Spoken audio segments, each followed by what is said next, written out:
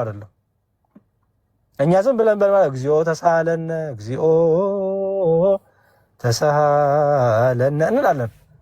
ዲያቆኑ ግን እየመጣ ነው ተንሱ የሚላችሁ ንቁ እኮ ነው። ቁሙ፣ በርቱ እያለ እኮ ነው። በርቱ፣ አስተውሉ፣ ትጉ እያለ እኮ ነው። አሁን ይመጣል ተንስ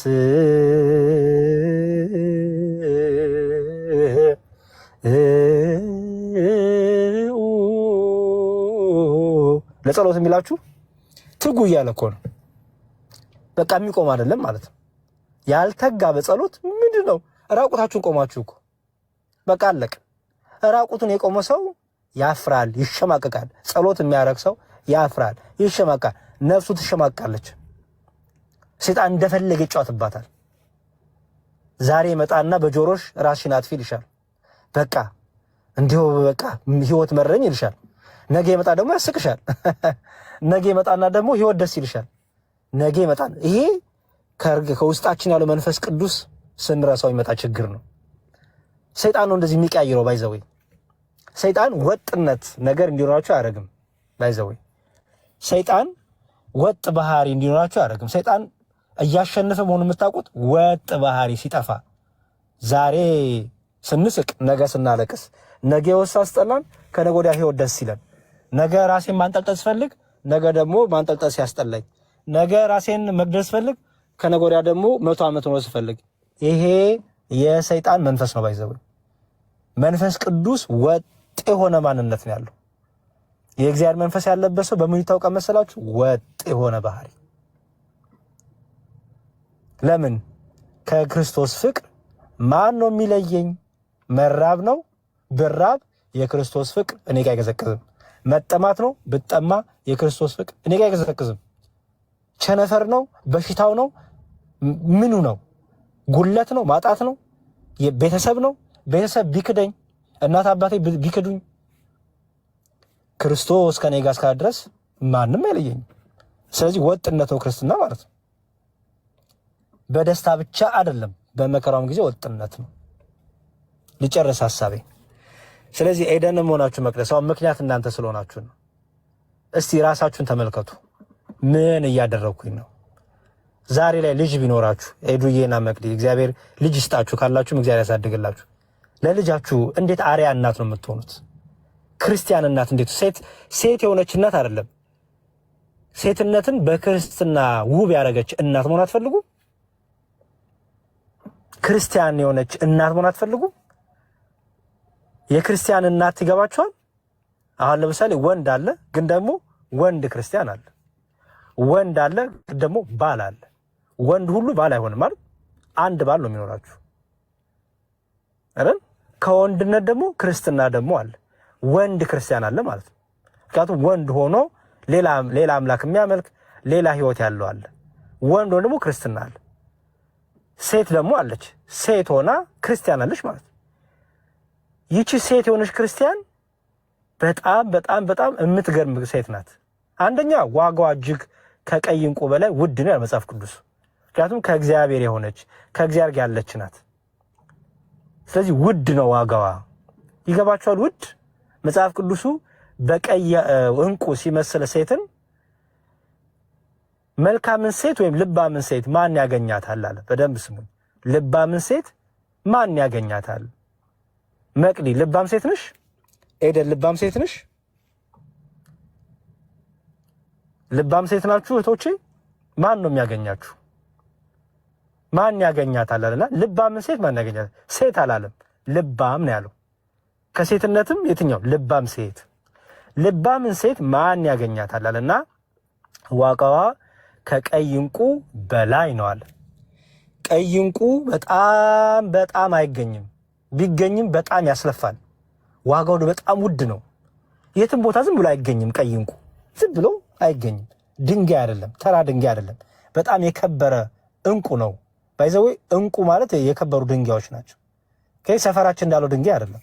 አሁን ወጣ ብትይ መቅዲ ብጋላ ብትሄጂ፣ ብጋላ አይደል የሚባለው ሱቅ ወይ የሆነ ስቴሽነሪ የሆነ ሱፐርማርኬት ብትሄጂ አንስተሽ የምትወለው ድንጋይ አይደለም። ዕንቁ አይገኝም። ዕንቁ ሴት ናችሁ ወይ? ልባም ሴት ናችሁ ወይ? አይደላችሁም። ነሽ ብዬ አላታልልሽም። አይደለሽም። ብትሆኝማ ኖሮ እዚህ እንደዚህ ባላወራን ነበር። መሆናችሁም ትችያለሽ። ልባም ሴት መሆናችሁም ትችያለሽ። በቀይ እንቁ የተመሰለችው ውዷ ሴት መሆናችሁም ትችያለሽ። ምንድን ነው ያቃተሽ? ዋጋሽን አላወቅሽም ማለት ነው። ይሄ ነው ያቃተን፣ ዋጋችን አላወቅ ነው። ያቃተሽ፣ ያቃተኝ፣ ሁላችንም ያቃተን ልባም መሆን ያቃተን ዋጋችን አላወቅ ነው። ምን ያህል የከበርን እንደሆነ አላወቅ ነው። ምን ያህል የተቀደስ እንደሆነ አላወቅ ነው። ምን ያህል የተወደድ እንደሆነ አላወቅ ነው። ዋጋ የተከፈለ እንደሆነ አላወቅ ነው። ይሄን ቀይ እንቁ ለማግኘት በጣም ልፋት ይፈልጋል። መቆፈር አለበት።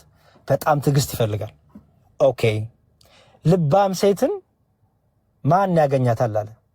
አሁን ቲክቶክ ያላችሁ እህቶቼ ማንም ወደ አይደለም ያገኛችሁ። አሁን ቲክቶክ አካውንታችሁ ሰጣችሁኝ ሜሴጃችሁን ባየው አቤት አቤት የጽሁፍ ማት አይደል? አቤት የኔ ቆንጆ የኔ ምናምን የኔ ድመት የሚልም አለ። አንዳንዱ ጭራሽ በቤት እንሳም የሚያፈቅራችሁ አለ፣ ፍቅሩን የሚገልጽ የኔ ድመት የኔ አይጥም የሚልም አለ። እነ ፓፓዬ እነ ሙዝ እነ ብርቱካንም ደግሞ አለ። ባህላዊው ማቆለጳጰስ የኔ ሙዝ የኔ ፓፓያ የሚልም አለ። ወደ እንግሊዘኛው ስንመጣ ደግሞ ሃኔ አለ፣ ቤቢ አለ። ኦኬ ይሄ ነው ህይወት። ዝም ብላችሁ ትገኛላችሁ በየቦታው። ዝም ብላችሁ ተራ በቃ ማለት የትም እንደሚገኘው ናችሁ። ያም ይመጣል የኔ ይልሻል፣ ይሄ ይመጣል የኔ፣ ይሄም ይመጣል ይወስድሻል፣ ያም ይመጣል ይወስድሻል። ህይወታችሁ ሁሉ ታወቀ፣ ሚስጥራችሁ ሁሉ ታወቀ። አደባባይ ላይ አወቅ ነው። ዝም ብላችሁ ታወራላችሁ፣ ሚስጥራችሁን ትዘገዝካላችሁ፣ ማንነታችሁ ትዘገዝካላችሁ። ተገመታችሁ፣ ታወቃችሁ፣ ተለካችሁ፣ ተመዘናችሁ። ልባም ሴት አሉን አላችሁ አያችሁ። ልባም ሴት አሉን ስላላችሁ ወንዱ ጥሮ ለፍቶ ጸልዮ ጾሞ ፍቃደ እግዚአብሔር ጠይቆ አይደለም የሚያገኛችሁ። አሁን ሪኩዌስት ልኮ ያገኛችኋል። ፍሬንድ ሪኩዌስት ልክና ህይወታችሁን ያመሰቃቅለዋል። ስልክሽን ስጪኝ ይልሻል፣ ትሰጪዋለሽ። አልሰጥም አትይም። እስቲ ላውራሽ፣ አልፈልግም፣ እኔ ክርስቲያን ሴት ነኝ አትይም። እስቲ እንዲያው በእናትሽ አዋሪኝ፣ አላውራህም፣ እኔ ክርስቲያን ሴት ነኝ፣ የማወራውን የምሰማውን የምመርጥ ሴት ነኝ አትይም። በተለይማ ካንቆለባበሰሽ፣ በተለይማ በቃ እንዲያው እንትን ካለሽ። ልባም ሴትን ማን ያገኛታል? በቃ የክርስቲያን ሴትን ማን ያገኛታል? ኦኬ የክርስቲያን ሴትን ማን ያገኛታል? ትችላላችሁ። ወቀስኳችሁ አይደለ? በጣም ብዙ ወቀስኳችሁ። ደግ አደረኩ ብሏል የሆነ ሰው። ደግ አደረኩ ስለምወዳችሁ ነው። ሽወዳ ስለማልወድ፣ ኦኬ ማስመሰል ስለማልወድ፣ ድራማ ስለማልወድ ነው የምነግራችሁ። ጊዜ ስለሌለ ነው እንደዚህ የምነግራችሁ። ጊዜ የለም፣ በቃ እንሞታለን። ምንም ይሄ ውበት ይረግፋል፣ ይሄ ውበት ይጠፋል፣ ይሄ አቅም ይጠፋል። ተኝተን የማንነሳበት ጊዜ ይመጣል። በቃ ደግ አደረኩ እንኳን ነገርኳችሁ ከሚቆጨኝ። እናንተም ደግሞ ደግ አደረጋችሁ ስለሰማችሁ ተጠቀማችሁ። ምክንያቱም ውሸት አይደለም የነገርኳችሁ፣ በማር የተለወሰ መርዝ አይደለም የነገርኳችሁ፣ ወይ በማንቆለጳጰስ ምናምን በማንቆለባበጥ የተሞላ መርዝ አይደለም የነገርኳችሁ። ንጹህ የሆነ ፍቅር ነው የነገርኳችሁ። እንኳን ሰማችሁ ይሄን። ስለዚህ ምንድን ነው የሚሻለው? አሁን የመጀመሪያው መስተካከል ቀላል ነው። ከዛሬው ሰዓት ጀምሮ አሁን በዚህ ሰዓት መስተካከል። እኔ ክርስቶስ ነኝ፣ እኔ ዋጋ የተከፈለልኝ ሴት ነኝ። የምሰማውን የምውልበትን የምናገረውን ነገር መጠንቀቅ ያለብኝ ሴት ነኝ። እስካሁን እዚህ መጥቻለሁ። ከዚህ በኋላ ግን ክርስቲያን ሴት ነኝ፣ የክርስቶስ የሆንኩኝ ሴት ነኝ ልትሉ ይገባል። ትችላለሽ፣ ምንም ይከብድሽ ነገር የለም። ይሄ አነቃቂ ተናጋሪዎች እንደሚሉት ትችላለህ እንደሚሉት አይደለም። 100 ሚሊዮን ብር ታገኛለህ አሜን በል እንደምንለው አይደለም። ይሄ የሚተጋለት የሚሰራለት ነው። ትጋት ይፈልጋል፣ ንግግር ይፈልጋል ከእግዚአብሔር ጋር። ስለዚህ ከዛሬ ጀምሮ የጸሎት ህይወታችሁ ማስተካከል፣ ቆራጥ ሴት መሆን፣ ጀግና ሴት መሆን። በቃ ጀግና ሴት ሁኑ እንጂ ቆራጡ ነው። ዓላማ ይኖራችሁ። ጠዋት ስትነሱ ጸሎታችሁን አድርጉ። ቲክቶክ ስከፍቱ ቤታችሁን ለምንድን ነው የምከፍተው ብላችሁ አስባችሁ ታውቃላችሁ? ወይስ በግምት ነው የምከፍቱት? በቃ ይከፈታል፣ የፈለገው እንደፈለገ ያውራ፣ እኔም የፈለኩትን ልስማ ነው የምትሉት? ወይስ መርጣችሁ? ከዚህ እኮ ጀምራ በዚህ ጥንቃቄ ቲክቶክ ስከፍቱ ምንድነው ዛሬ የማወራው? መጀመሪያ እኮ ይታቀዳል። ምንድነው ዛሬ ልሰማ የምፈልገው? ምንድነው ዛሬ በህይወቴ ላይ የምጨምረው ነገር ልትሉ ይገባል። ከዚህ አቅም እንኳን በግምት ነው የምከፍቱት። አታውቁት ለምን እንደምከፍቱት ቲክቶክ። ግን ምን እየሆነ ነው መሰላችሁ? አቅማችሁን እያሳጣችሁ ነው። ምክንያቱም ፐርፐዝ የለም፣ በቃ ዓላማ የለም። ትልቁ ክፍተት የመጣው ዓላማ የለንም። ከትንሿ ቲክቶክ ቤት ላይቭ ስንገባ ዓላማ ይዘን እንኳን አንገባም።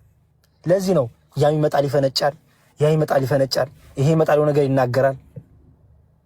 በቃ ብቻ ቤት ሞቅ ይበል ቤቱ፣ ብቻ እናውራ፣ ዝም ብለን እናውራ። ዓላማ የሌለው ህይወት። ስለዚህ ዓላማ ይኖር። የመጀመሪያው ሰው ከዛሬ ነው የሚጀመረው። በቃ እኔ ዋጋ እኔ የብርሃን ልጅ ነኝ፣ እኔ የእግዚአብሔር ልጅ ነኝ፣ እኔ ቅዱስ ነኝ። ምክንያቱም ቅዱስ ነኝና ቅዱሳን ሁሉ ተብሏል። እኔ እኮ እግዚአብሔር ዋጋ የከፈለልኝ ይሄ ቅዱስ ሰውነት ነው፣ እኔ እኮ ቅዱስ ማንነት ነው ያለኝ ብላችሁ አስቡ። ትችላላችሁ። እግዚአብሔር ጸጋ ሰጥቷችኋል። እግዚአብሔር ሴትነታችሁን ጥበብ ጨምሮበታል፣ ማስተዋል ጨምሮበታል። እኔና ኤፊ አንድ ወይም አንድ 4-5 ወንዶች ሆነን ዝም ብለን ብናወራ አንደማመጥም አይደል? ዝም ብለን ብናወራ አንደማመጥም። እናንተ ግን 10 ሆናችሁ ዝም ብላችሁ ታወሩ ትዳመጣላችሁ። ጸጋ ነው ይሄ። ተጠቀሙበት ጸጋችሁን። ኦኬ። እኔና ኤፊ እንዴት አድርገን አንዳንድ ነገሮችን ማኔጅ እንደማድረግ እንደምንችል እንደምናቅ አናቅበትም። ተፈጥሮ። እናንተ ደግሞ በጣም አስተዋይ ሴቶች ናችሁ። ጸጋ አላችሁ። እጃችሁ ላይ ያለውን እግዚአብሔር በጸጋ የሰጣችሁን ተፈጥሮአዊ ውበት ተጠቀሙበት። ለመልካም ነገር ተጠቀሙበት። አንብቡ። በቀን አንድ ጥቅስ አንብቡ። ስንፍና አቁሙ። ሰነፍ አትሁኑ። ሰነፎች ነን። ሰነፍ ነሽ፣ ሰነፍ ነኝ። አቁሙ። በቃ አንድ ጥቅስ አንብቡ በቀን። እስቲ መጽሐፍ ከመተኛታችሁ በፊት ማቴዎስ ወንጌል ምዕራፍ 1 አንብቡ፣ ጸልዩ፣ ተኙ። ጠዋትም ስትነሱ ከበረታችሁ አንዲት ምዕራፍ ገለጥ አንብቡ። እግዚአብሔር ከኔ ጋር አሁን ደግሞ ቀኔን አሳምርልኝ፣ ደግሞ መልካም ነገር እንዳደረገ እርዳኝ። ተነጋገሩት እንጂ ከእግዚአብሔር ጋር እንዴ። ከእግዚአብሔር ጋር ሳትናገሩ እግዚአብሔር የት አለ በቃ እኔ እንዴው ትላላችሁ። መቼ አነጋገራችሁት? አጠገባችሁ እኮ አለ እኮ እግዚአብሔር እኮ አለ አጠገባችን። በቤቴ በሰውነቴ በሁሉ የሞላ እኮ ነው እግዚአብሔር። ሳላነጋግረው አምላኬን ሳላናግረው አባትና አምላክ እኮ ነው ያላችሁ። ባይዘው እኛ እኮ እድለኛ ነን። ባይዘው አባታችን ነው አለን እኮ አምላካችንን። አባታችን ማለት ይገባችኋል? አባ ብለን እኮ የምንጮህበት እኮ የልጅነት ስልጣን አለን እንዴ። እኔ እኮ ስጸልይ አባ እርዳኝ ብዬ እኮ ጸልያለሁ። ኦ አባታችን እርዳን እኮ እያለን እኮ እንጸልያለን እንዴ። እግዚአብሔር እኮ በጣም ፍቅር ነው። እንዴት ልግለጥላችሁ? እንዴ እግዚአብሔር እያለ መድከም፣ እግዚአብሔር እያለ ተስፋ መቁረጥ፣ እግዚአብሔር እያለ እግዚአብሔር ትቶ መሄድ፣ የት ትሄዳላችሁ? እስቲ ንገሩኝ። ምን አማራጭ አላችሁ? ምን አማራጭ አለሽ? ምን አማራጭ አላችሁ? እስቲ እኔ እኮ በጣም ይገርመኛል። በቃ እኔ በቃኝ ክርስትና ምን አማራጭ አለ? ባሪያ ልትሆን ነው የምትሄደው? ልጅ ሆነ ሳለ ክብርህን ጥለህ ከአምላክና ከአባት ጋር መነጋገር ይሻላል ወይስ ባሪያ ሆነ መቀጠል? አባት አላችሁ። የሥጋ አባታችሁ ከሚወዳችሁ በላይ እግዚአብሔር አባታችን ነው። በሥጋ አባታችሁ ከምትመኩት በላይ እግዚአብሔር መመኪያችን ነው። እግዚአብሔር አባታችን ነው። ይሄን አትርሱ እህቶቼ። ስደክሙ እግዚአብሔር እኮ አባቴ ነው በሉ።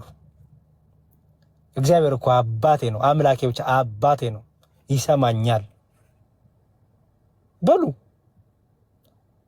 ስለዚህ ቁጭ ብላችሁ ተማሩ። በቃ ከዛሬ ጀምሮ ውሏችሁን አስተካክሉ። በቃችን ተናግሬ ላቁ። ውሏችሁን አስተካክሉ። እያበላሻችሁ እያጠፋችሁ ሴትነታችሁን፣ ጸጋችሁን፣ ጥበባችሁን፣ ማስተዋላችሁን፣ ጉልበታችሁን፣ ኃይላችሁን እያጠፋባችሁ ያለው ውሏችሁ ነው። ከምትሰሙት ተጠበቁ ይላል መጽሐፍ ቅዱስ። ከምትሰሙት ተጠበቁ ይላል። ተጠበቁ። ውለሽን አስተካኪ። መቅደስ ኤደን አስተካክሉ። ጓደኞቻችሁ ምረጡ። የት እንደምትሉ ምረጡ። በማህበራዊ ህይወት ከሁሉም ጋር ተገናኙ። ኢትስ ኦኬ። መንፈሳዊ ህይወት ላይ ግን ቀልድ የለም። መንፈሳዊ ህይወት ላይ እናቴን ብትሆን ትቀራለች። መንፈሳዊ ህይወት ላይ ከክርስቶስ ፍቅር የሚለየኝ ከክርስቶስ ተቃራኒ ሁሉ ያለ ይቀራል። ማንም ይሁን ይቀራል። እንደዚህ ጽንት በሉ። ቆራጥ ጀግና ሴት ሁኑ። የክርስቶስ ያልሆነ ድምፅ ይቀራል። ከክርስቶስ ያልሆነ ድምፅ ይቀራል። አልፈልግም ልትሉ ይገባል። ሊያደክማችሁ፣ ሊያጠፋችሁ፣ ከበረቱ ሊያወጣችሁ ነው። ለጆሮ ሲሰማ ደስ ይል ይችላል። ለጭንቅላት ሊመች ይችላል። ተመቸ ደስ አለ ማለት ግን የዘላለም ህይወት አለ ማለት አይደለም። ምረጡ። በቃ ዛሬ ይሄው እኔ እየነገርኳችሁ ነው። እኔ አይደለም እግዚአብሔር ነው የሚናገረው። ይሄን እድል አታገኙት ይሆናል ከዚህ በኋላ። የትኛውን እድል? ቲክቶክ አይደለም ያልኩት። መሞት ይመጣል። ዛሬ ድንገት ብንሄድስ ንገሩኝ። እዚህ ያለን ሰዎች ወደ 400 ሰዎች፣ ይሄን የሰማችሁ ሰዎች፣ እኔም ጭምር ይሄን የተናገርኩት ዛሬ ብሞትስ? አሁን ብሞት ከዚህ በኋላ ቻው ብያችሁ በሆነ አሁን ውጭ ነው ያለሁት፣ መኪና እየነዳው ነው። አያድርገው፣ እግዚአብሔር ይጠብቀኝ። ምክንያቱም አልተዘጋጀውም። ንስሐ ገብቼ ሞት ፈርቼ አይደለም፣ ንስሐ ግን አልገባውም። ብዙ በደል ብዙ ኃጢአት አለብኝ። በቃ ይሄ ምድራዊ ህይወቱ አያጓጓንም ክርስቲያኖች። ባይዘው ይሄ ምድራዊ ነገሩ ምንም አያጓጓንም። እኔ ለምድራዊቱ ጓጉቻ አላውቅም፣ ለሰማያዊቱ ጓጓለሁ። ምድራዊ ህይወትማ ውጣ ውረድ የበዛበት እረፍት ያለው በሰማይ ነው። ግን ደግሞ ለሰማያዊቱ ደግሞ ምን አድርጌያለሁ? ዛሬ ነው እድሌ። አሁን የሆነ ነገር ቢያጋጥመኝ ኦኬ፣ ምንድን ነው? ምን ይዤ ነው የምቀርበው? የትኛውን ነፍሴን ከጌታ ጋር ያገናኘዋትን ነፍሴን ነው? ስጋው ደሙን ያበላዋትን ነፍሴን ነው? ቃለ እግዚአብሔር ያጠጣዋትን ነፍሴን ነው? ወይስ ግራ ያጋቧትን ነፍሴን? አንድ የሆነ ነገር ስፈልግ፣ አንድ የሆነ ነገር ስመኝባት ግራ ያጋቧትን ኮንፊውዝ ያደረጓትን ነፍሴን? ስለዚህ በቃ ዛሬ ነው መስተካከል። ዛሬ ነው ጊዜ ያለን። ዛሬ ነው መዳናችን። አሁን ነው እሱ የሚሆነው። ስለዚህ አሁኑን ወስኑ። እስከ ስሜታዊነት ያልሆነ ከማስተዋል የሆነ ውሳኔ ወስኑ። እስከ ዛሬ እዚህ ደርሻለሁ፣ ከዚህ በኋላ ግን እናስተካክላለሁ። እስከ ዛሬ እነገሌን ጓደኛ አድርጌሻለሁ፣ ከዚህ በኋላ ግን የነገሌ ጓደኝነት መስመር አለው። ከዚህ በኋላ ቲክቶክ ስከፍት ዓላማ ይኖረኛል። ቲክቶክ ስከፍት ልማር፣ በመንፈሳዊ ሕይወቴ ላይ ቫልዩ ልጨምር ወይም ዋጋ ልጨምር፣ ከእግዚአብሔር ጋር ልኖር፣ ልመካከር፣ ከክርስቲያኖችና ወንድሞቼ ጋር ልመካከር፣ መጽሐፍ ቅዱስ ላጠና። እንዴ መጽሐፍ ቅዱስ ከፍታችሁ ነው አታጠኑ? ምስተኝ ንገሩኝ፣ ምን እንደሚከለክላችሁ? ኤደንና መቅዲ ሌሎቻችሁም መጽሐፍ ቅዱስ ክፈቱና እስቲ ማቴዎስ ወንጌል አንብቢልኝ በሉ እስቲ ብላችሁ ታውቃላችሁ? አታውቁ። እስቲ ምን ተረዳች ታበሉ። ማን ይከለክላችኋል? ከእግዚአብሔር ጋር ኮሚኒኬሽን ለራሳችሁ ኑሩ። መጀመሪያ እስቲ ለራሳችሁ መጀመሪያ ቃል እግዚአብሔርን ብሉ፣ ጠጡ። እስቲ አንብቡ መጽሐፍ ቅዱስ። በቃ ዛሬ ቻሌንጅ ጀምሩ። ይሄ ቻሌንጅ ባይዘው ቻሌንጅ ማለት ዝም ብሎ የሆነች ቪዲዮ እየሰሩ ቻሌንጅ ማለት አይደለም። ቻሌንጅ ማለት ትክክለኛው ቻሌንጅ ነፍስን ነው። ነፍስን ከእግዚአብሔር ጋር ማኖር። እስቲ ይሄን ቻሌንጅ ጀምሩ ጎበዝ ከሆናችሁ። ምክንያታችሁን ተውት። የምትደረድሩትን ምክንያት ተውትና እስቲ ምክንያት አልባ ሁኑ። ለሚመጣባችሁ ፈተና ሁሉ ምክንያት አትስጡት። ኦኬ፣ ምክንያታችሁ ዝጉት። በምን? በመፍትሄ። መፍትሄው ምንድን ነው? ቤት ስከፍቱ ዓላማ ይዛችሁ ክፈቱ።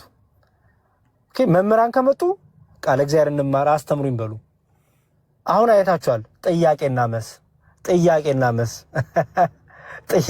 መልስ በቃ ሁሌም ይከፈታል። ጥያቄና መልስ፣ ክርክር፣ ጥያቄና መልስ፣ ክርክር። ከዛስ አልተማራችሁ፣ ቃለ እግዚአብሔርን አልሰማችሁ፣ ጭቅጭቅ። ከዛስ በቃ ትተኛላችሁ። ከዛ ይነጋል። አሁንም ጥያቄና መልስ፣ አሁንም ክርክር። መቼ ነው ለኔ ብላችሁ የምትሰሙት? መቼ ነው ለኔ ብላችሁ የምታነቡት? መቼ ነው እስቲ ልማር ብላችሁ የምትማሩት? ልጠይቅ፣ ልጨቃጨቅ፣ ልከራከር ሳይሆን ልማር የምትሉት መቼ ነው? መቼ ነው የሚጀመረው? ራስን ማየት መቼ ነው ራስን ማስተማር የሚጀመረው? የብዙዎቻችን ችግር ይሄ ነው። ልማር ብለን አናውቅም። እስቲ እውነት እንናገር። እስቲ ልማር የሚል ሰው አለ? የለም።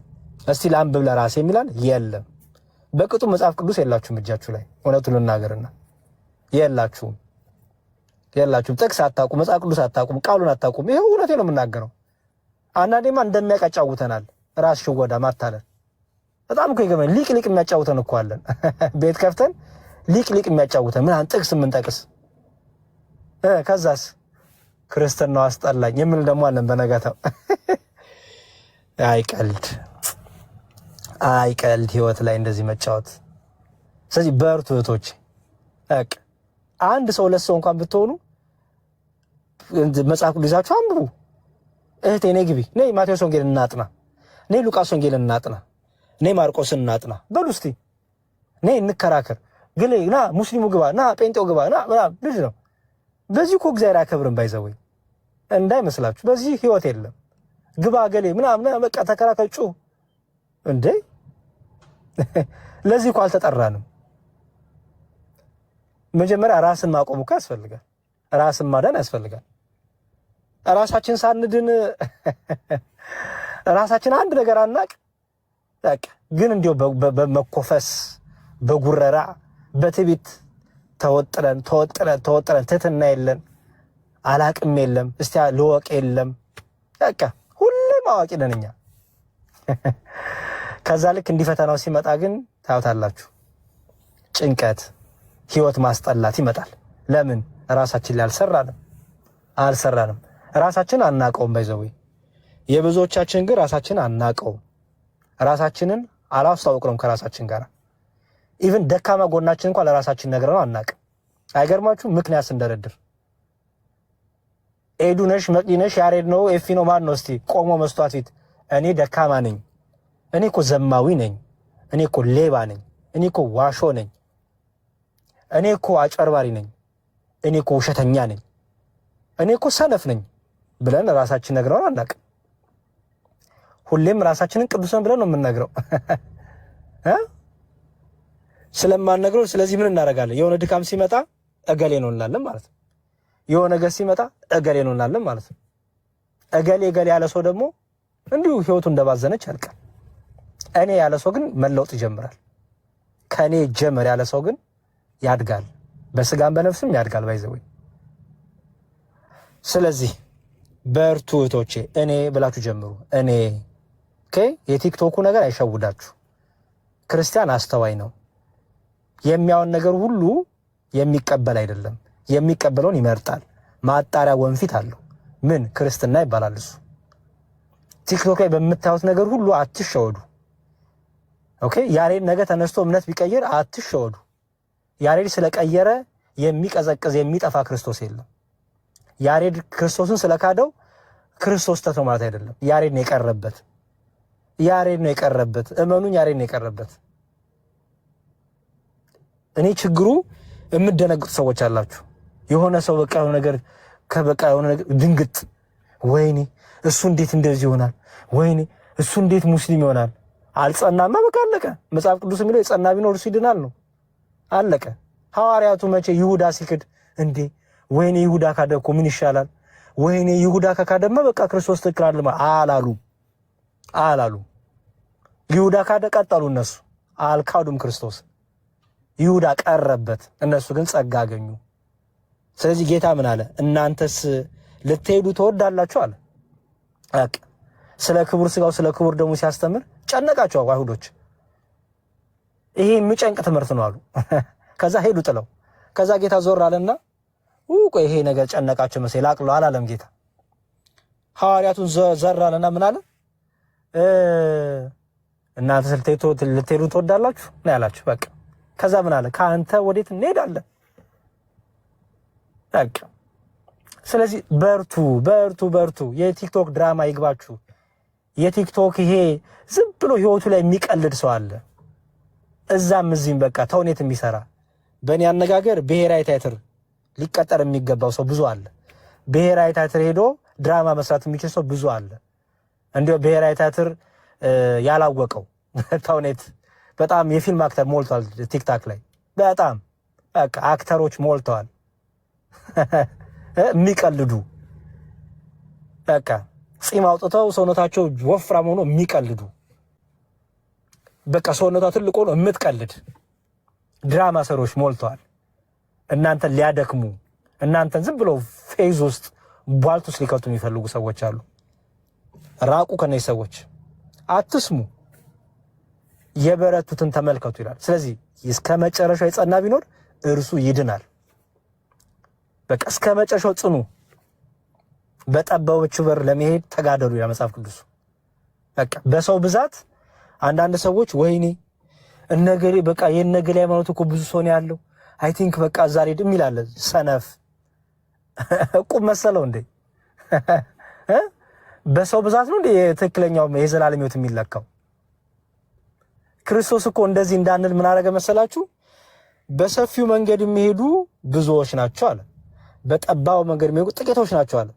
ጥቂቶች ናቸው በቃ የጸኑ ነው የሚድኑት። ቅዱስ ጳውሎስም ይሄን ይዞ ምን አለ? በሽቅድድም ስፍራ የሚሮጡ ብዙ ናቸው አለ አይደል?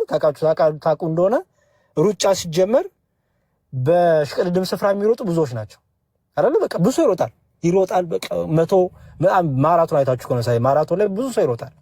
ኦኬ ሁሉም ሰው ግን ይገባል እኩል አይገባም። ግማሹ ደክሞት ይተዋል፣ ግማሹ በቃ ይሰለቸዋል፣ ግማሹ ምናምን፣ ግማሹ ያሸነፈው ግን ዋጋ ያገኛል። ክርስትና ይሄ ነው እንጂ በሰው ብዛት በመንጋ በጋጋታ ምናምን ዘላለማዊ ሕይወት አይወሰንም። እግዚአብሔር በጋጋታ የሚሸወድ አምላክ አይደለም። በጋጋታ በጩኸት ውስጥ ምናምን በቃ ሆይ ምናምን ብዛት ምናምን ሪሊ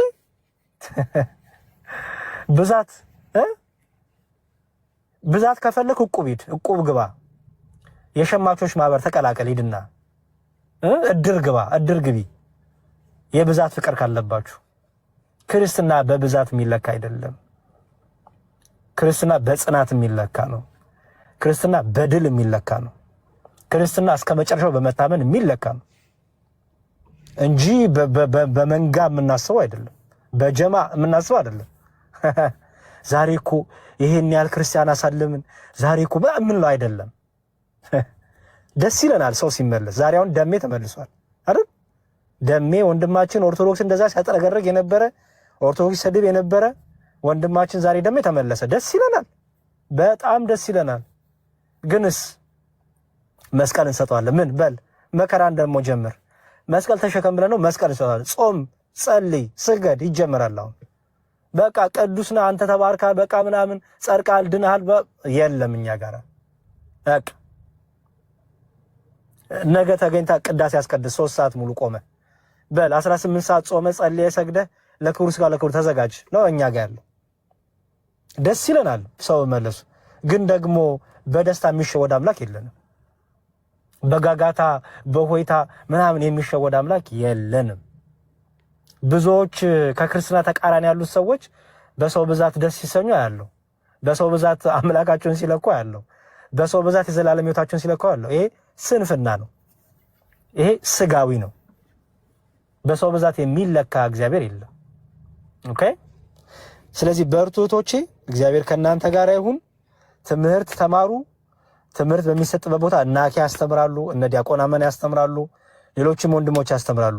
እስክሪብቶ ደፍተር ይዛችሁ ቁጭ ብላችሁ የምትማሩበት ጊዜ አመቻቹ። መቅዲ ሄዱ፣ ገስት ላይ ገብታችሁ ተማሩ። እስቲ ለጊዜው ክርክሩን ተውት። እስቲ ለጊዜው በቃ ገሌ እያስገባችሁ ኮንፊውዝ የምትሆኑት ነገር ተውትና ትምህርት ተማሩ። በውስጥ አወራችኋለሁ እኔ። ኦኬ። እስቲ ከበስመ አብ ወልድ ጀምራችሁ ተማሩ። መጀመሪያ ራሳችሁን አስተምሩ። በዛ ውስጥ ጥያቄያችሁ እየተመለሰ ይመጣል። እርጋታ፣ ጥበብ፣ ማስተዋል ያዙ። ሴትነታችሁ አይሸውዳችሁ። በጆሮአችሁ የምትሰሙት ነገር አይሸውዳችሁ። የምታዩት ነገር አይሸውዳችሁ። ሁሉ ከንቱ ነው፣ የከንቱ ከንቱ ነው ተብሏል። ሁሉ የሚጠፋ ነው፣ ሁሉ ጊዜያዊ ነው። ዘላለማዊውን ነገር ያዙ። እሺ ሄዱ። መቅዲዬ ጥሩ እናቱ ነው። ለራሳችሁ ትልቅ ቦታ ስጡ። ለራሳችሁ ትልቅ ቦታ ስጡ። ባይዘዊ እታች ቦታ ሰጣችሁ ነው እንደዚህ የምትቸገሩት። ትንሽ ቦታ ሰጣችሁ፣ ትልቅ ቦታ ስጡ ለራሳችሁ። እኔ እግዚአብሔር ነኝ በሉ። እኔ ክርስቶስ ነኝ በሉ። ትልቅ ቦታ ስጡ። እኔ እኮ ልጅ የሆንኩ ነኝ በሉ። በአባቴ ቤት በአባቴ በእግዚአብሔር ፊት መኖር የተዘጋጀልኝ እኮ ነኝ በሉ። ክርስቶስ ይመጣል፣ ጌታዬ ይመጣል፣ ይወስደኛል በሉ። ትልቅ ነገር አስቡ። እኔ እኮ ነገ እግዚአብሔር ቢፈቅድ የልጆች እናትም መሆን ነኝ። ለልጆቼ ጠንካራ ክርስቲያን መሆን አለብኝ። ክርስቶስን የማሳይ ሴት መሆን አለብኝ በሉ። ልጆቼን የማጠነክር፣ ባሌን የማጠነክር፣ ትዳሬን የማጠነክር፣ ልጆቼን የማስተምር ሴት ነኝ በሉ። ኦኬ፣ ለጸሎት የምበረታ ሴት ነኝ። እኔ ዋጋ የተከፈለኝ ሴት ነኝ። በደሙ የተሸፈንኩ ሴት ነኝ በሉ። የደሙ ዋጋ ነኝ እኔ። በመስቀል ስር ከውሃና በጎኑን ሲወጉት ጌታ ውሃና ደም ከሰውነቱ ወጣ፣ ከጎኑ ወጣ። የዛን ሰዓት ቤተክርስቲያን ተወለደች ይላሉ መጽሐፍ አባቶቻችን። በምጥ የተወለድነን እኔና እናንተ። ስትወልዱ እህቶች በምጥ አይደለም የምትወርዱት አይደል? ታምጣላችሁ። ክርስቶስ አምጦ ነው የወለደን። ተገርፎ ተቸንክሮ ተሰቅሎ ተሰቃይቶ ተጠማው እያለ ነው የወለደን። ተራ ሰዎች አይደለንም። ተራ ሴት አይደለሽም። ተራ የምትባል ሴት የለችም። ተራ ለማለት ምን ማለት ነው? ዋጋ የተከፈለልሽ ሴት አይደለሽም። ተከፍሎልሻል። ኦኬ፣ ዝም ብሎ በየቦታው የምትገኝ ሴት አይደለሽም። አንቺ ልዩ ሴት ነሽ። በጸጋ መንፈስ ቅዱስ የታተም ሴት ነሽ። መንፈስ ቅዱስ በውስጥሽ ያለ ሴት ነሽ። በቃ እንደ ሌሎች ሴቶች አይደላችሁም። ክርስቲያን ሴቶች ስትጠበቁ፣ ራሳችሁን አክብሩ፣ ሰውነታችሁን ቀድሱ። ምንድን ነው አክብሩ፣ ህሊናችሁን አክብሩ። እንዴ በቃ አክብሩ ራሳችሁን። ጥንቁቁ ነው። ዝርክርክርክ አትበሉ፣ ልፍስፍስ አትበሉ። በቃ ሴትነት ውበት ነው ከክርስቶስ ጋር። ሴትነት ሞገስ ነው ከክርስቶስ ጋር። ሴትነት ድንቅ ነው ከክርስቶስ ጋር። ሴትነት ብርታት ነው ከክርስቶስ ጋር። ሴትነት ዘውድነት ነው ከክርስቶስ ጋር። እግር አትሁኑ። ዘውድ ሆናችሁ ሳላችሁ እግር አትሁኑ። ፕሊዝ ክብራችሁን ወቁት፣ ቦታችሁን ወቁት። በእግዚአብሔር ፊት ያላችሁን ቦታ ወቁት። ዘውድ ናችሁ እናንተ። በቃ እላይ ነው የምትቀመጡት፣ እታች አትሁኑ። እግር ክብራችሁ እላይ ሆኖ ሳለ እግር አትሁኑ፣ መሬት አትሁኑ። ፕሊዝ እውነት እላይ ናችሁ እናንተ። በቃ ዘውድ አላችሁ። ራስ ባለቤት ነው ወንዱ ነው፣ ሴቷ ደግሞ ዘውድ ናት። በቃ ክብር ናት ማለት አያችሁ። ዘውድ ዝም ብሎ ቢቀመጥ ከዘውድነት ያለፈ ትርጉም የለውም። ዘውድ ግን ራስ ላይ ሲቀመጥ ሞገስ ነው፣ ክብር ነው፣ ኃይል ነው፣ ስልጣን ነው፣ ብርታት ነው፣ መፈሪያ ነው። አያችሁ እናንተ መፈሪያ ናችሁ እኮ። ማፈሪያ አይደላችሁ፣ መፈሪያ ነበራችሁ። ብዙዎቻችን ግን ማፈሪያ ሆነናል። አሁን መፈሪያ ግን ነበራችሁ። ቤታችሁን፣ ቤተሰባችሁን፣ እናት አባታችሁ የሚፈሩት በእናንተ ነበረ እኮ የሚሞገሱት። አሁን ግን አረ ገሌ ያንቺ ልጅ እኮ ቲክቶክ ላይ፣ ያንተ ልጅ እኮ ቲክቶክ ላይ ማፈር፣ ቤተሰብ የሚሸማቀቅብን ሆነናል። መፈሪያ ልትሆኑ ይገባ ነበር። መከበሪያ ናችሁ። ዘውድ ናችኋ። ዘውድ መፈሪያ ነው። ዘውድ ክብር ነው። ዘውድ ያረገ ሰው አይሸማቀቅም። ዘውድ ያረገ ሰው አያፍርም። ዘውድ ያረገ ሰው ጎላ ላቅ ብሎ ይታያል። በቃ ዘውድ ናችሁ እናንተ። የክርስቲያን ሴትማ አቤት! እዚህ በርቱ፣ በቃ በርቱ፣ በጣም በርቱ። አስቴርን ሁኑ፣ ሩትን ሁኑ፣ ፌበንን ሁኑ፣ ድንግል ማርያም ሁኑ። ጀግና ጀግና እናቶችን ሁኑ፣ ጀግና ጀግና ሴቶች ሁኑ። ልፍስፍስ ያለ ሴት አትሁኑ። በቃ በርቱ። እንደነ መግደላዊት ማርያም በሌሊት እየሄዱ የጌታ ውለታ የጌታ ፍቅር የገባቸው የአይሁድ የሮማውያን ወታደሮች በቃ ይዙናል ሳይሉ በሌሊት ጀግና ሴት ሁኑ። ልባችሁ ሙሉ የሆነ ሴት ሁኑ። ልባም ሴት ሁኑ። አስተዋይ ሴት ሁኑ። ከእግዚአብሔር የሆነ ሴት ሁኑ። ውበቷ ክርስቶስ የሆነላት ሴት ሁኑ። የምታስፈራ ሴት ሁኑ። በቃ ክርስቶስን የምታስፈራ ኧረ እቺ ሴት ከባድ ናት፣ ኧረ እቺ ሴት ክርስቲያን ናት፣ እቺ ሴትማ በቃ እንደ ሌሎች ሴቶች እኮ አይደለች የምትባሉ ሁኑ። ጥንቁቁ። የምትስቁትን ራሱ ወቁት፣ ለማን እንደምትስቁ። ለሁሉ አይሳቅም እኮ ባይዘው። በቃ ጥንቁቅ ሴት ሁኑ። ከዛ በኋላ ታዩታላችሁ ህይወታችሁ እንዴት እንደሚጣፍጥ፣ ህይወታችሁ እንዴት ደስ እንደሚል። ለብዙ ሴቶች ረፍት ሆናላችሁ። ከዛ በኋላ ለብዙ ሴቶች መጠለያ ትሆናላችሁ። አይዞሽ ትላላችሁ። አይዞሽ ትንሽ በርቺ ቁሚ ትላላችሁ። በቃ አታይኝ፣ እኔ ምስክር ነኝ። ከእግዚአብሔር ጋር ስትሆኚ ለብርታት ይኸው እኔ ምስክር አለሁልሽ። ከክርስቶስ ጋር ስትሆኚ ለውበት እኔ አለሁልሽ ምስክር። ከክርስቶስ ጋር ስትሆኚ ልባም እንደምትሆኚ እኔ ምስክር አለሁ ትላላችሁ። ከዛ በኋላ በቃ በእናንተ ክርስቶስ ይሰራል፣ በእናንተ እግዚአብሔር ይሰራል። ብዙ ተደብቀው ተስፋ ቆርጦ ያሉ ሴቶች አሉ። እናንተ ምን ትሆናላችሁ? ብርታት ትሆናላችሁ፣ አቅም ትሆናላችሁ። በር ዘግታ የምትጨነቀውን ሴት ነይ ውጭ ትላላችሁ። አንዱ ወንድ አጭሮ ሰብሮ አስለቅሶ ሄዳትን ሴት በርቺ ተነሽ ትላላችሁ። አይዞሽ። ያም ይሄም የሚሸውዳትን ሴት ካለች እናንተ ጥበብ፣ ማስተዋል፣ አእምሮ ትሆናላችሁ፣ አስተዋይ ትሆናላችሁ። በጣም ብዙ ታድናላችሁ። ብዙ እህቶች በብዙ ፈተና ውስጥ እያለፉ ስለሆነ በቃ ኦኬ። ስለዚህ ብርትት ትበሉ። እግዚአብሔር ከእናንተ ጋር ይሁን። አይዟችሁ። ኤዱ መቅደስዬ፣ እሺ አይዟችሁ። እንዲያው ስሜታዊ ስትሆኑ ቲክቶክ ላይ አትጡ። ዲያቆን አማን እንዳለው ፍሪጅ ግቡ፣ ቀዝቀዝ እንድትሉ ፍሪጅ ግቡ፣ ወይ ደግሞ በረዶ ያዙ። ኦኬ፣ ወይ በረዶ በጨርቅ ወይ በረዶ በፌስታል ያዙ፣ ቀዝቀዝ እንድትሉ። በቃ ሁሉ ነገር ቲክቶክ ላይ አይወጣም። ባይዘወይ ሁሉ ነገር ቲክቶክ ላይ አይሆንም። እሺ፣ ሚስጥረኛ ደግሞ ያዙ። ሚስጥረኛ እግዚአብሔር አላችሁ፣ ሚስጥረኛ አባት አላችሁ። በቃ እንዲው ዛሬ በቃ ጠዋት ላይ ልናገር እንፈልገው ነገር አለኝ ተብሎ አይነገርም።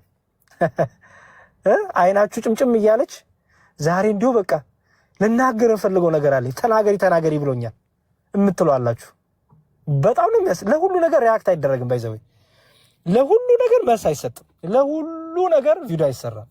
ለሁሉ ነገር በቃ እንትኑኑ እውነት የሆነ ሚስጥረኛው ነው እንጂ እስቲ እንዲያው ሰዎች ወንደር ያርጉ። እቺ ሴት ማናት ይበሉ እስቲ ይመርምሯችሁ። እውነቴን እኮ ነው።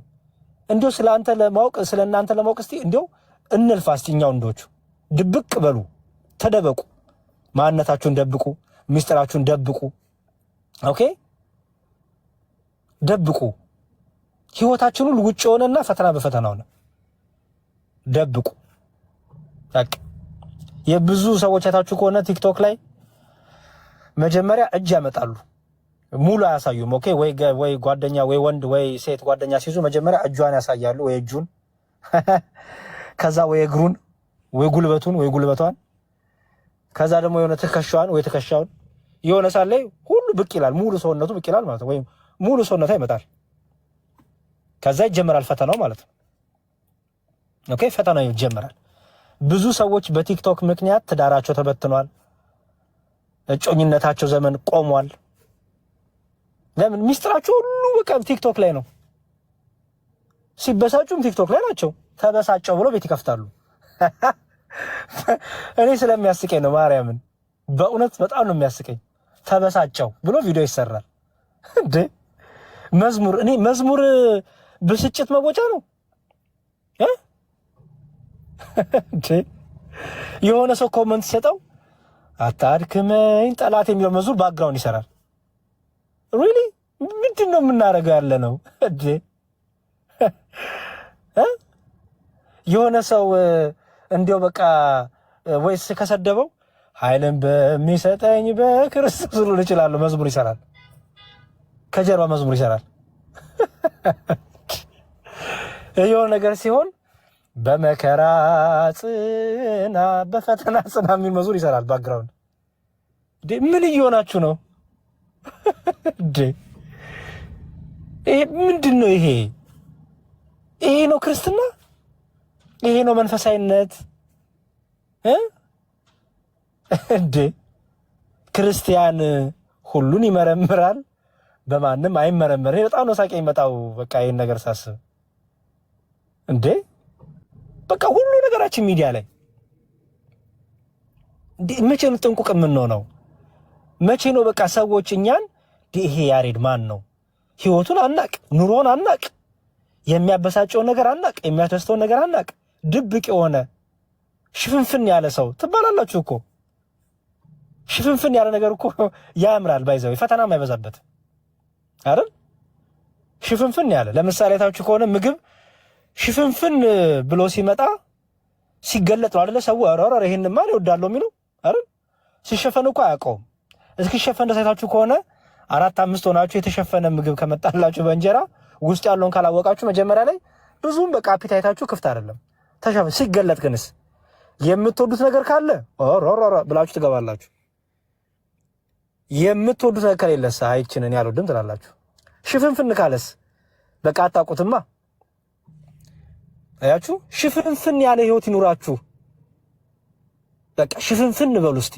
በልብስ ብቻ አይደለም መሸፈን፣ በህይወትም ተሸፈኑ። ሚስጥረኛ ሴት ሁኑ። በቃ እማትታወቅ የምትመረመር ሴት ሁኑ። ማናት እቺ ሴት የምትባል ሁኑ። እንዴ ምግባችሁን አሳያችሁን፣ መጠጣችሁን አሳያችሁን፣ ፒዛችሁን አሳያችሁን፣ ኬኩን አሳያችሁን፣ ሽንት ቤቱን አሳያችሁን፣ መኝታ ቤታችሁን አሳያችሁን፣ ስታለቅሱ አሳያችሁን፣ ስስቁ አሳያችሁን። ኦኬ ሁሉ ነገር አሳያችሁን። ልጆቻችሁን አሳያችሁን፣ ትዳራችሁን አሳያችሁን፣ ቤታችሁን አሳያችሁን፣ መጠጫ ኩባያችሁን አሳያችሁን፣ ሁሉ ነገር አሳያችሁን። ኦኬ እና አንቺ ላትፈተኝ ነው? እና አንቺ መከራ ላታሳልፊ ነው? ከዚህ በኋላ ሁሉ ነገር አዳባጥታችሁ ለሰይጣን እኮ ባይዘወይ ዓለም ሁሉ ሲያውቁ ሰይጣንም አብሮ እንደማይ እንዳረሱት። ሰይጣን ያያል እንዴ? ሰይጣን ካየ ሰይጣን ባይዘወይ ሙሉ ዕውቀት የለውም። ይሄን ነው እኮ። ምክንያቱም ጸጋው የተገፈፈ ነው። ሰይጣን እኛን መንገድ የምንቀድለት። ሰይጣን ከእግዚአብሔር ጋር በሚስጥር የምንናገረው ነገር አይሰማም። ከእግዚአብሔር ጋር ያለንን ህይወት አይሰማም፣ አያውቅም፣ ስልጣንም የለውም። በአደባባይ ሁሉ ነገር አውጥተን ለሰይጣን ኦልሬዲ ሰጥተናል። ከዛ ስንፈተን ማን ነው ብለን የምናደርገው? ሰይጣንን ወይ ራሳችንን? አይደል እግዚአብሔርን። እግዚአብሔር ቢኖርማ ኖሮ እንላለን። ስለዚህ ባካችሁ በቃ ሁሉን ነገር አዳባይ አታውጡ።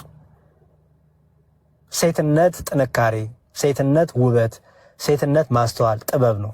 እሺ እንኳን እናንተ እናታችሁ ሆናችሁ እንኳን እግዚአብሔር በእናንተ ልጆችን አስቀመጠ። እኔ እንኳን እናቴን እንኳን እናቴ ሆነችኝ እንዳለሁ ጥበብን ማስተዋልን ማወቅን ስላስተማረች ገርፋ ቀጥታ ስላስተማረች እንዝላል እናት የለችኝም። ያም ይሄም የሚያምራት እናት የለችኝም።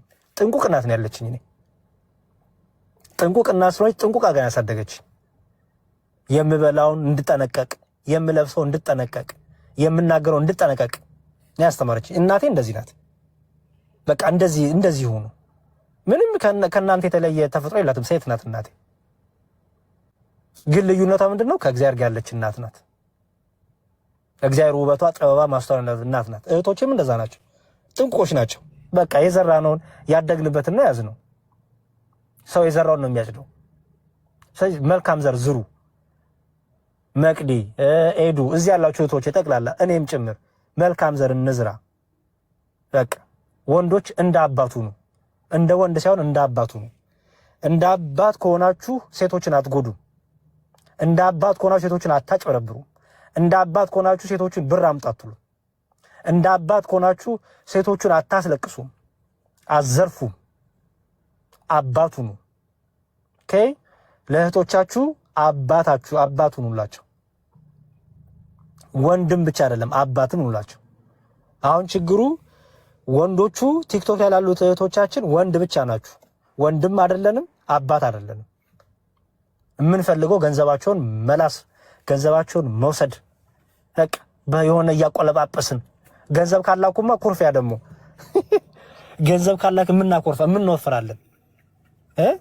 በቃ ቀጭነን እኮ ግን ልክ ገንዘብ ካላኩ የምንወፍራለን። በአንዴ ንፍትፍት የምንላለን። በቃ እንደዛ ሁኑ። ወንድምና አባቱ ነው። እህቶቼ እናትና እህቱ ነው። ኦኬ እህትነት ጠባቂነት ነው። እናትነት ጠባቂነት ነው። አስተዋይነት ነው። ጠበኝነት ነው። እንደዛ አድርጉ። አስተውሉ። የምትሰሙትን አስተውሉ። ሆዴ ያለ ማሬ ያለ ፍቅሬ ያለ የኔ ንብ ቅድም እንዳልኩት ድመቴም የሚል አለ። ጎበዝ አለ። እንደዚህ የእንስሳት ሕክምና ውስጥ የእንስሳት እርባታ ውስጥ መግባት ያለበትም አለ። የኔ ድመት እያለ የሚያቆላምጥ ችግር የለውም። እንዲያው የፍቅር ቃላቱ ሊሆን ይችላል። ግን ይሄ ወንድ ደግሞ መመርመር አለበት፣ መፈተን አለበት።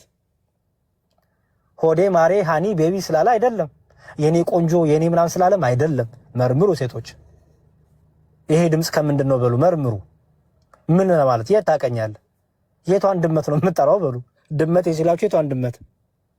እኔ ስንተኛው ድመት ነኝ በሉ። እንደ ድመቶች ቢኖሩት እሱ ምን ታውቃላችሁ? ቤቢ ሲላችሁ የትኛዋ ቤቢ ነኝ? ቤቢዎች ነኝ ወይስ ቤቢ ነኝ? መርምሩ። ዝም ብሎ በቃ አሜን አይባልም። ዝም ብሎ ወዬ አይባልም። ዝም ብሎ አፍ አይከፈትም። ባይዘው ዝም ብሎ አይጎረስም። እሺ መርምሩ፣ መርምሩ፣ መርምሩ፣ መርምሩ። ጥበብ ማስተዋል እግዚአብሔር ይስጠን። መንፈስ ቅዱስ ከኔም ከእናንተ ጋር ይሁን። ኤዱና መቅዲ ምክንያት ሆናችሁ እንዲህ ስላነጋገራችሁን በጣም እግዚአብሔር ይስጥልኝ። እንወዳችኋለን። በርቱልን። እሺ ነገ ደግሞ በርትታችሁ እኔ ደግሞ ስደክም የምታበረቱኝ ትሆናላችሁ ያምናለሁ። ዛሬ ያሬድ ፈተና ላለፈበት ይሆናል። ነገ ፈተና ይመጣበታል። ፈተና ሲመጣበት መሸሸጊያው መመከሪያው እናንተ ናችሁ። ኦኬ አደራ አለባችሁ። አደራ ስላለብኝ ነው እንደዚህ መክራችሁ። እናንተም አደራ አለባችሁ የኔ። ኦኬ ስለዚህ ከደከማችሁ ምን ብላችሁ እኔን የምታበረቱኝ? አንድ ራሱን ሊያጠፋ ያለ ሰው ራሱን ሊያጠፋ የተዘጋጀ ሄጄ ራሴን ላጠፋው ነው ብሎ ምንድነው የሚለኝ? ውይ እኔ እኮ ብቻዬን እንደውም ከሞት ሰው ፈልግ ነበር ነው የሚለኝ አይደል? እንኳን መጣ እንደውም ተጨማሪ ገመድ እንግዛ ነው የሚለኝ። እንደውም እንትኑ ይሄ መንጠልጠያው ገመድ መንጠልጠያው ለሁለት ከሆነ ስለሚሰበር ትንሽ ጠንከር ያለ ወፈር ያለ ዛፍ ጋር ነው የሚለኝ። ኦሬዲ ደክሞ ነው የሚጠብቀኝ፣ ወድቆ ነው የሚጠብቀኝ። እንዴ ብሎ ያነሳኛል። ስለዚህ ብርትት በሉ። ዛሬን ያነሷችኋል፣ ነገ ደግሞ እኔን ታነሱኛላችሁ። ዛሬን ያጠነከኳችሁ፣ ነገ ደግሞ ታጠነክሩኛላችሁ። ለዛ ግን ዝግጁ ሁኑ። ጠንክራችሁ በርትታችሁ ጉልበተኛ ሆናችሁ በክርስቶስ ቃል በእግዚአብሔር ቃል ኃይለኛ ሆናችሁ ጉልበተኛ ሆናችሁ ጠብቁኝ። ምክንያቱም ነገ ስወድቅ የምትነሱ እናንተ ናችሁ። ነገ ስደክም ጉልበት ኃይል የምትሆኑ እናንተ ስለሆናችሁ፣ ጥበብ ማስተዋል የምትሆኑ እናንተ ስለሆናችሁ። ኦኬ እግዚአብሔር ከኔም ከእናንተ ጋር ይሁን። ካረዘምኩኝ ይቅርታ። እፊ ያመሰግናለሁ። ኤዱና መቅዲም ካጠፋው በንግግሬ ካስቀየምኳችሁ ደግ አደረኩ። በንግግሬ ካስቀየምኳችሁ በንግግሬ በቃ እንደው ኃይለኛ ንግግር ተናግሬ ከሆነ ደግ አደረኩ እና እግዚአብሔር ከኔም ከእናንተ ጋር ይሁን። በርቱልኝ። ጨርሻለሁ። ቃሌት ያሰማልን። ዲያቆንዬ በጣም ነው የምናመሰግነው። እግዚአብሔር ያክብርልን።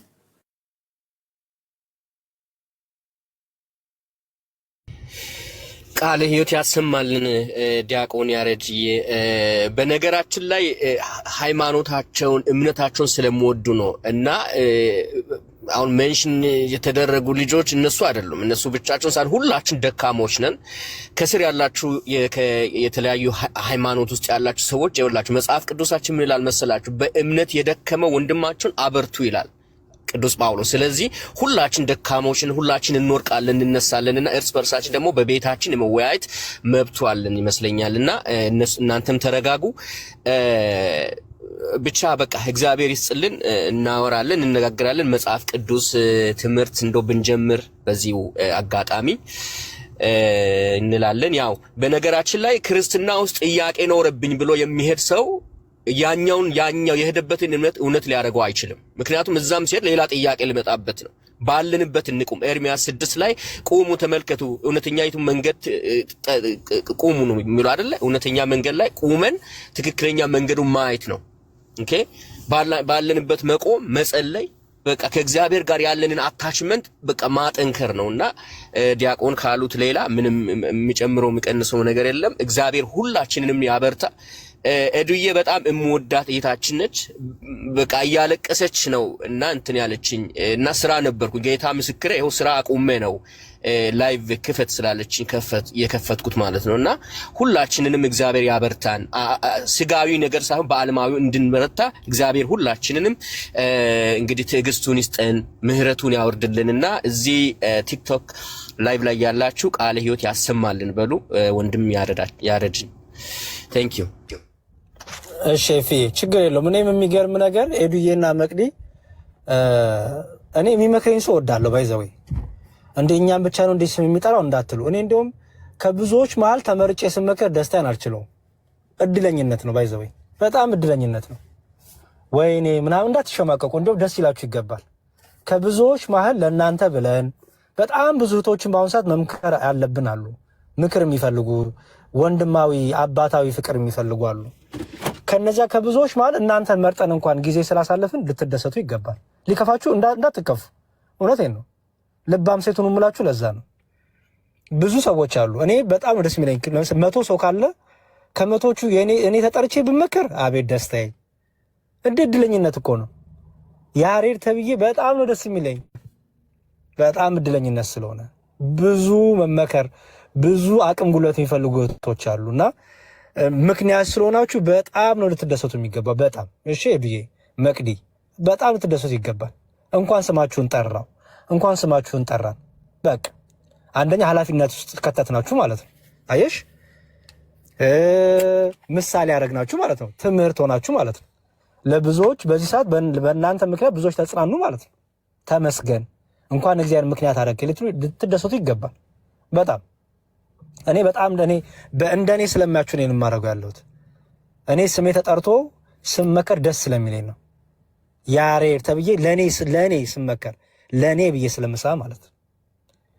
ለሁሉም ይመከራል፣ ለኔ ተረዳው ይመከራል።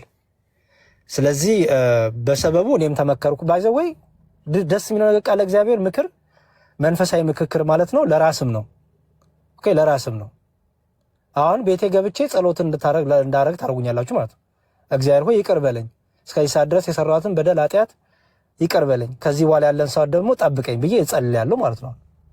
በቃ ምክንያቱም መቼ እንደምጠራ ስለማላውቀው ማለት ነው። ኦኬ ስለዚህ በጣም ልትደሰቱ ይገባል። ምሳሌ አርያስ ምክንያት ስለሆናችሁ እና እኔ ራሱ ሃይዌይ ላይ ቆሜ ዳራስ ይዤ ነው እየነዳው ነበረ። ትቼው ነው ብዙ ነገሮችን የማወራችሁ። ለበጎ ነው፣ ለጥቅሜ ነው፣ ለጥቅማችሁ ነው እና ደስ ይላል በጣም። እንደዚህ ምክክር ያስፈልጋል። አንዳንዴ መኪና ዘይት መቀየር አለበት ታውቃላችሁ፣ ሰርቪስ መደረግ አለበት በወር አንዴ የሚሆን ምናምን እንዳነዳዳችሁ። የሰው ልጅም ሰርቪስ መደረግ አለበት፣ መመካከር አለበት። እንደዚህ ራስን ማየት ያስፈልጋል። ቆም ብሎ መመካከር፣ ቤተሰባዊ ንግግር ያስፈልጋል። ኦኬ እና ይሄ ጥሩ ነገር ነው፣ ሊለመድ ይገባል ባይ ነኝ። ግን ሁሉ ሚስጥር ደግሞ አደባባይ አይወራም እንዳልኩት። እኔ ፐርሰናሊ አልወድም ሁሉ ነገር አደባባይ እንዲወራ።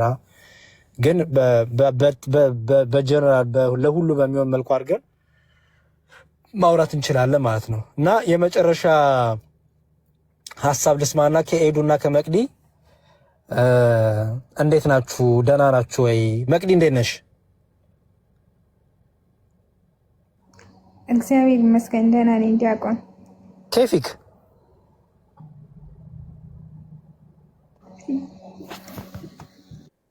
አረብኛ ትችያለሽ? አይ ብዙም አልችልም። ኬፊክማ በኬፊክ ከበለጥኩሽማ በቃ አንቺ ተበላሽ። ኬፊክ ሲባል እሱን አልችልም ካልሽ እሺ። እንዴት ነሽ አሁን መቅዲዬ? እችላለሁ። ይሁን እሺ። እንዴት ነሽ? እግዚአብሔር ይመስገን ዲያቆን። በርተታልሽ አሁን? አዎ በርትቻለሁ ዲያቆን። ጎበዝ። ይቅርታ አጠፋው በቁጣ ተቆጣሽ እንደ ብዙ? አረ በፍጹም በእውነት እናመሰግናለን ዲያቆንዬ። የሰማነውን እንግዲህ እንኖረዋለን ብዬ አስባለሁኝ ከፈጣሪ ጋር እኖረዋለሁ በይ። እግዚአብሔር ያውቃል እኖረዋለሁ። አዎ ታያቸው ሌሎቹ ባይኖሩ ላትኖሪ ነው እንዴ አንቺ? ሌሎቹ ባይኖሩት አንቺ መኖር አለብሽ አይደል? አዎ በቃ እኔ ራሴ መከርኩሽ ባልኖረው የተናገርኩትን አንቺ መኖር አለብሽ አይደል? ትክክል። በቃ ስለዚህ ራስሽ ላይ ከክርስቶስ ጋር ደግፍ ብለሽ በርትተሽ መሄድ ነው። ምክንያቱም ሰዎች ምሳሌ አርያ ሊሆኑ ላይችሉ ይችላሉ አይደል? ሊወርቁ ይችላሉ፣ ሊደክሙ ይችላሉ አይደል? የዛን ሰዓት አብሮ መድከም የለም አይደል? በቃ ስለዚህ በርቺ። ደግሞ አውሪኝ እሺ። ይሄው ፎሎ አድርጌሻለሁ። እንፎላፎል ፎልፍያለሁ ለካ። ኦኬ ፎልፍዬሻለሁ። ሰው ስልክሽን አስቀምጪልኝና አይ ፎሎ በቃ ስልክሽን አስቀምጪልኝና ጥሩ ስልክሽን አስቀምጪልኝና እንደዚህ አንዳንዴ ደበር ሲልሽ ወደ ማለት ደስ የማይል ስሜት ሳይመጣ ሲቀር ደውይልኝ። እሺ ደውይልኝና ልክልክሽ እነግርሻለሁ። ከዛ ትስተካከያለሽ። ችግር የለውም። እሺ ያ እኔ ጋር ስትደውይ መቆላበስ ምናምን የለም። የሚገርምሽ መቅዲ አሁን እዚህ 300 ምናምን ሰው ፊት መቅዲዬ ምን አልሻለሁ፣ ያው እንደው ደስ እንዲልሽ እንጂ ስትደውይ በግል አቶ መቅደስ ልሽም እችላለሁ። በደንብ ነው የምነግርሽ፣ ምክንያቱም ብርትት እንድትይ ስለምፈልግ፣ ጠንካራ እንድትኝ ስለምፈልግ። እሺ እሺ ዲያቆን የእግዚአብሔር ይስጥልኝ፣ በእውነት እናመሰግናለን። አመሰግናለሁ። ይሄ ያባዛሽ ማውራትን አቁሚ። እሺ አመሰግናለሁ በጣም። እቺ እየተባዛች የምትመለሰው መልስ እኔና በቃ እንትን ትላት ትሸውዳለች። ባይዘበይ ለእነንትና ወደሚለው ይወስዳል። ለነገሌ ዛሬ እንዲያው የሆነ ሰው እኮ ይልሽ የሚሻ መቅድዬ የሆነ ሰው ምን አረገ? ትምህርት ሄዶ ተማረ ወንጌል። ከዛ ተጠየቀ ምን ተማርክ ሲባል ዛሬ በቃ ሰባኪው ልክ ልካቸውን ነገራቸዋል። ልክ ልካቸውን የነገራቸው ልክ ልካቸውን ያሰማቸው። ምን ተማርክ አንተ? እንዴ የሚገርም ትምህርት ተማርኩ። ምን ተማርክ? በቃ ልክ ልክ ነው የነገራቸው ይላል። አሁን መልሶ አየሽ ሰው ልክ ልክ ተነገረኝ ቢል ኖሮ የሚናገረውን የተማረው ነገር ይናገር ነበር። እና በቃ ልክ ልክ ነው የተነገረኝ ካልሽ አዳምጥሻል ማለት ነው። ገብቶሻል ማለት ነው አይደለ? አዎ በደንብ ገብቶኛል። በእውነት ተረድቻለሁ። ገብቶናል ምናምን እንዳት። እሺ ሌሎቹን በየተራ ጠይቃለሁ። እሺ ኤዱ። አቤት ዲያቆን። እንዴት ነሽ? እግዚአብሔር ይመስገን። ድምፅሽ ለወጥ ብሏል። ቅድም አሁን እንዲያው እያልሽ ነበር። አሁን እንዴት ነሽ? ደህና ነኝ። አሁን ደህና ነኝ፣ እግዚአብሔር ይመስገን። ደግ ነሽ? ደህና ነኝ። አዎ። ጠነከርሽ? አዎ ደህና ነኝ። ኧረ ተይ በእውነት መልካም። ብዙ ተጫንኩሽ? ብዙ ተቆጣሁሽ? አስቀየምኩሽ? አረ ዲያቆን አላስቀየምከኝም። ቻዩ ነው። አዎ ብትይ ኖሮ አዎ ቻዩ ነበር የምልሽ፣ ምክንያቱም ስለምጨማምርልሽ። ለሌላ ቀንም እንትን ተዘጋጅበት። ለአሁኑ እንደውም ትንሽ በፌስታል ነው፣ የሚቀጥለው ጊዜ በሳፋ እያለ ሰፋ እያለ ነው የሚመጣው እና ስለዚህ አስቀይመኛል ብትይ ኖሮ ይሁና ደግ ጥሩ ነው ነበር የምልሽ። እና ክብር ካገኙ ሴቶች ብዙዎች ናቸው ማለት ነው። ቅድም ርዕሱም ስለወደድኩት ነው ይሄንን ቅድም የሆነ ልጅ ገብቶ የእናንተ እርግማኑ ተሽሯል ትላላችሁ፣ እግዚአብሔር ደግሞ ሕግንና ነቢያትን ይሽር አልመጣውም ይላልና ይህን እንዴት ታዩታላችሁ የሚለውን ወንድማችንም ሲነግረው ነበረ። ጥያቄው በደንብ አልገባውም። የጥያቄው የተገናኘበት ይመስላል። እርግማን እና ይሄ ሕግና ነቢያትን ያለውትን ትክክል አይደለም። ለምሳሌ ያለ የኛ ሕግና ነቢያት የሚባሉት በፊቱ ጊዜ የነበሩትን ጌታችን ኢየሱስ ክርስቶስ ይወልዳል አንደኛ ብለው ትንቢት ተናግረው ትንቢቱ ሰርቶላቸው ያደረጉ ሰዎች አሉ።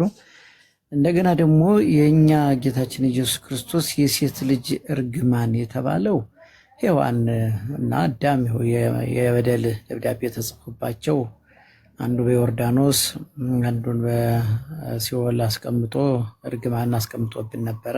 ያንን እርግማን አጽድቶታል። ለምሳሌ የሰው ልጅ ወር አበባ የፊት እንደ መርገም ሆኖ የሚቀመጠው አሁን ደግሞ የመንጻት ወራት ነው የሚባለው። የመንጻት ወራቷ ሲፈጸም የሰለች ለእርግዝና ማመቻቻ ወይም ደግሞ የእርግዝና መንገድ አድርጎ እግዚአብሔር አከበረው እንደውም ማለት ነው። አሁን ወር አበባ ወይም ደግሞ ይሄንን ንጽህናዋን የመንጻት ወራቷን የምናደረገው የልጅ ማያ ወር አበባ ተብሎ የልጅ ማያ እንደገና ደግሞ ክብር የምታገኝበትና ፍሬ የምታፈራበት አድርጎ በዚህ ምክንያት ልጅ እንዲገኝ አድርጎ እግዚአብሔር ቀይሮለታል ማለት ይሄን ነው መሻር ማለት ነው። ይሄን ነው መደምሰስ ማለት ነው። የተደመሰሰልንም ይሄ ነው አንደኛው። ስለዚህ የሴት ልጆች በእነዚህ ምክንያቶች ከቤተ ክርስቲያን ሕግ አንጻር ስናየው ደግሞ ምን ይከለከላሉ? ቅድም ስትነጋገሩት ነበር። በትክክል የተገለጸ ነገር አለ። ጸበል እንዴት መግባት አለባት፣ እስከ ስንት ቀን መቆየት አለባት። ያ ነገሮች ብዙ ነገሮች የሚያነጋግሩን አሉ፣ በእኛ እምነት በኩል ማለት ነው። አሁን ለምሳሌ ጸበል ስትገባ አጋንንት ያለባት ሴት ልትሆን ትችላለች። የታመመች ልትሆን ትችላለች። በእግዚአብሔር እጅ የተያዘች ሴት ልትሆን ትችላለች። አጅሬ ደግሞ ምን ያደርጋል? አሁን በብዙ ጊዜ ጸበል ይገቡና በታመሙ ጊዜ በመሃል አቋርጦ ምን ይመጣባቸው? ወር አበባ ይመጣባቸው። የሚገርማችሁ ነገር ማለት ያን ጊዜ ምንድን ነው የምናደርገው እኛ? መቋረጥ ስለሌለበት በዛን ቀን ደግሞ መንፈስ ርኩስ ይሄን መጫወቻ ስለሚያድ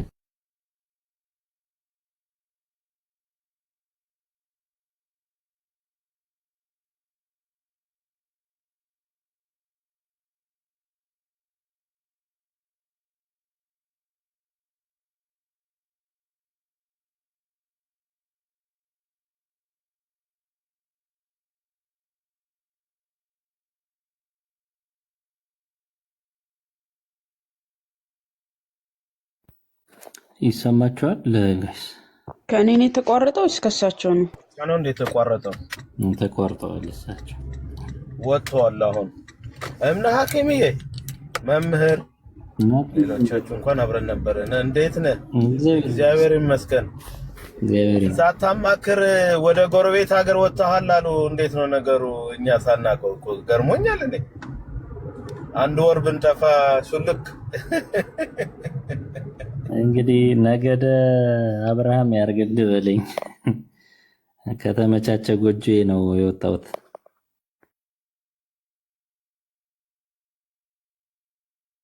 የአብርሃም ቤት ያርገው። አሜን አሜን አሜን።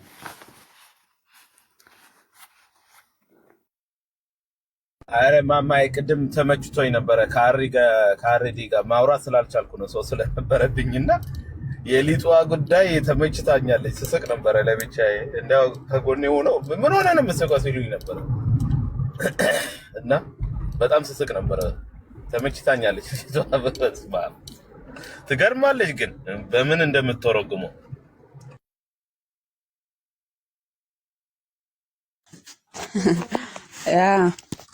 እሺ ክርስቲያኖች የላችሁም?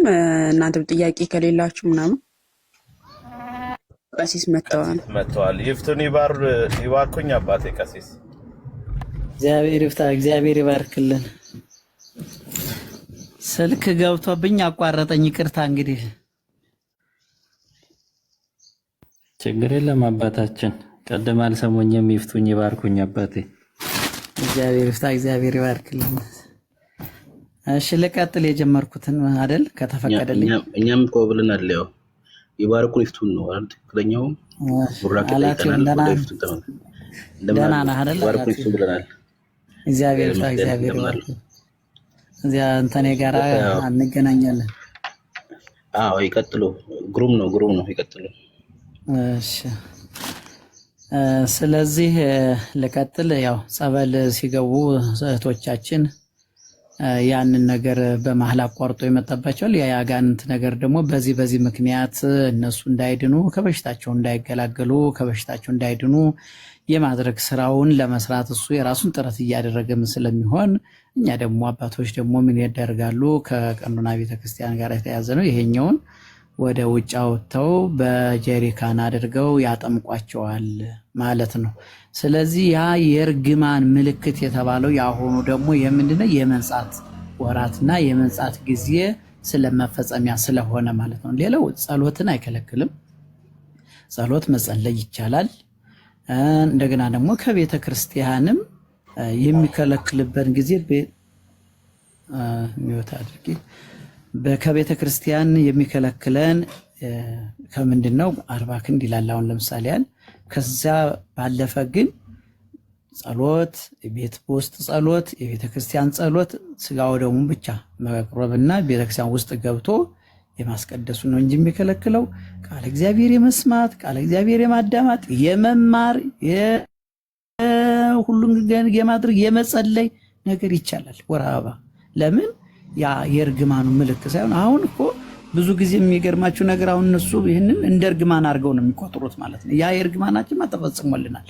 አሁኑ የእርግማን ሳይሆን እኛ እንደው ለራሳችን ንጽህና ስለመሆን ነው ራሳችን የምንጠነቀቅለት። ለምን ፈሳሽ ነገር ስለሚኖር ከዚያ ለመቆጠብና ከዚያ ጋራ ያለውን ነገር ከራሳችን አንፃር ያንን ደም ያያየን ከመግባት ተከልክለን በውጭ ሆነን ስለማስቀደስ ነው እንጂ ያን ብዙ ነገሮች ኃጢአት ሆኖ አይደለም ለማለት ፈልጌ ነው። ሌላው ቅድም ነቢያትና ሕግን ሊሽር ያመጣው ይሄ ሕግ አይደለም። አብና ሐኪምም ስትናገረው ነበር በደንብ አድርገህ ሕግ አይደለም። ይሄ ሕግ ማለት ይሄኛው አይደለም። ስለዚህ ሕግንና ነቢያትን ልፈጽም አሁን ለምሳሌ ሕግ የተባሉት አሁን ለምሳሌ አንድ ሰው ያየ የተመኘ የሚል ነበር። ለምሳሌ የባለገ ወይም ምንድን አይኑ የተመኘ ተወግሮ ይሞት ነበር የሚለው በኦሪቱ ጊዜ። ያሁኑ የምንድን እንደውም በአይኑ ያየ አይደለም አይቶ የተመኘ ራሱ ፍርድ አለው ማለት ነው። ይህን አልሻረውም፣ ፈጸመው፣ እንደውም አጠበቀው እንጂ ማለት ነው። ስለዚህ ሕግንና ነቢያትን ሊሽር አልመጣም ልፈጽም እንጂ ፈጽሟቸዋል እነሱን ማለት ነው። አጥብቋቸዋል፣ የላለውን ጠበቅ አድርጓል።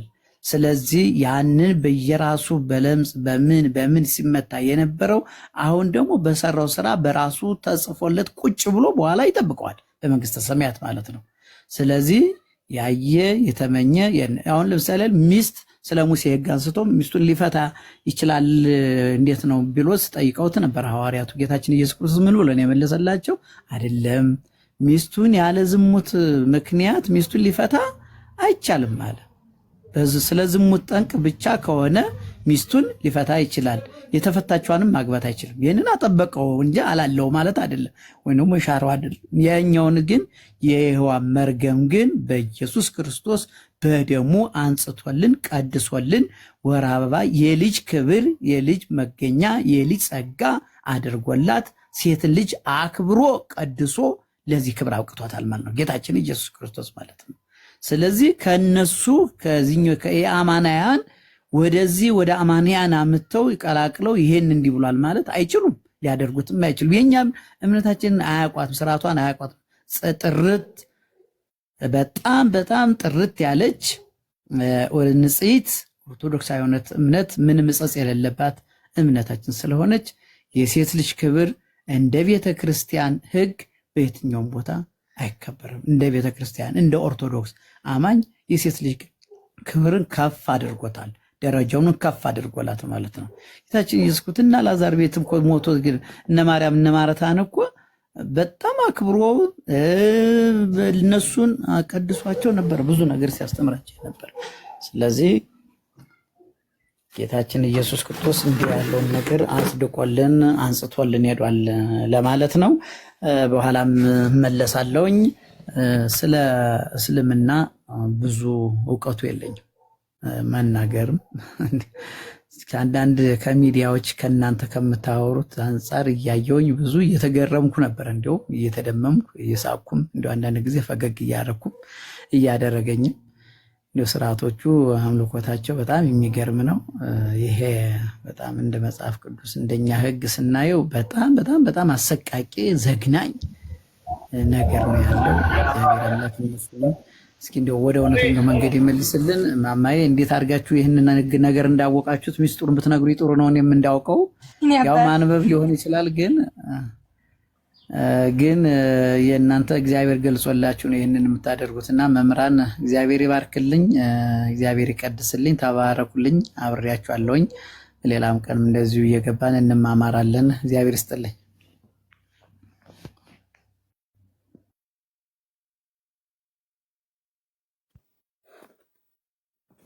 አሜን አሜን። አባታችን አሜን።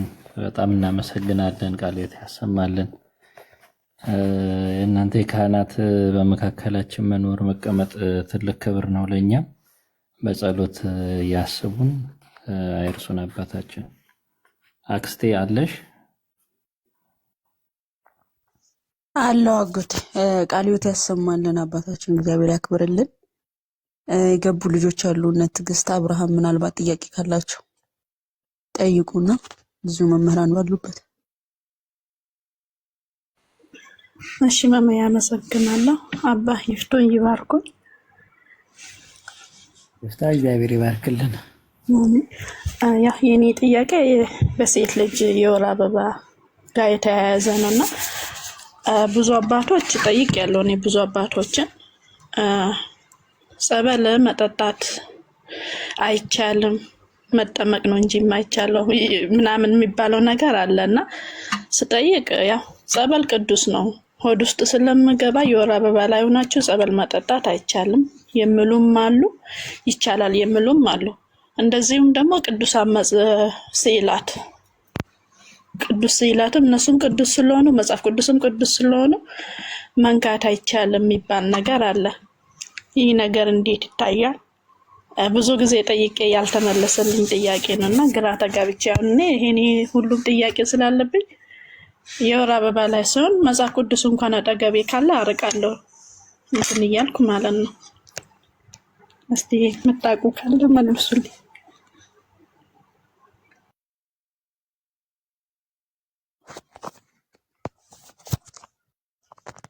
አጎቴ ወይም መምህር አላኪኖን ወይም ቀሲስ ያው አይቀደም እኮ በደንብ ተብሏል። ያው ምንም ግልጽ ነው። ቀሲስም በደንብ አድርገው ተናግረውታል። እንደ ስርዓት የግሏን መጽሐፍ ቅዱስ የግሏን ይሄ የራሷ የምትገለገልባቸውን የጸሎት መጽሐፍቶቿን፣ መጽሐፍ ቅዱሷን፣ መዝሙሯን መዘመር አትከለከልም። ሰው ከአምልኮት ሊከለክሉ የሚችል ምን ምክር የለም። ሁለተኛ ነገር ደግሞ የወር አበባ የእርግማን ምልክት አይደለም። እርግማን ሳይሆን የፍሬያማነት ምልክት ነው። አሁን እንድናስተውል የሚገባው ነገር ለመቅደሱ ክብር ሲባል የእግዚአብሔር አምልኮ የሚፈጸምበት ከክርስቶስ ደም በቀር እዛ ቤተ መቅደስ ውስጥ እዛ ቤተክርስቲያን የሚፈስ ነገር ስለሌለ እንዳይፈስ እንኳን ሴት ወንድም ራሱ ጉንፋን ቢይዘው ንፍጥ ላይ ቢሆን ሌላውን እንኳን ቀርቶ ማለት ነው ወደ ቤተ መቅደስ እንዳይመጣ። ይሄ አንደኛ ለክብረ ቤተክርስቲያን ለክብረ መቅደሱ ክብር ሲባል ማለት ነው። ከዛ ባለፈ ግን ማንም ሰው መፈጸም ያለበትን የአምልኮት ስርዓት ከእግዚአብሔር ጋር የሚያደርገውን ግንኙነት ንግግር በየትኛው ምክንያት ሊያቋርጥ አይገባም እና ይህን ነገር ማስተዋል ስለሚያስፈልግ ምንም ይህን ያህል የሚከለክል አዲስ ሀሳብ የለም። ስለዚህ ሰዎች ባለማወቅ ብለው ይሆናል እንጂ እንደ ቤት አስተምሮ ግን አሁን የሚባለው ነገር እኛ የሚያልሽለው ነገር መጽሐፍ ቅዱስ ማንበብ፣ መዘመር፣ መጸለይ አይከለከልም፣ አልተከለከለም። ይህን በደንብ ያዥ።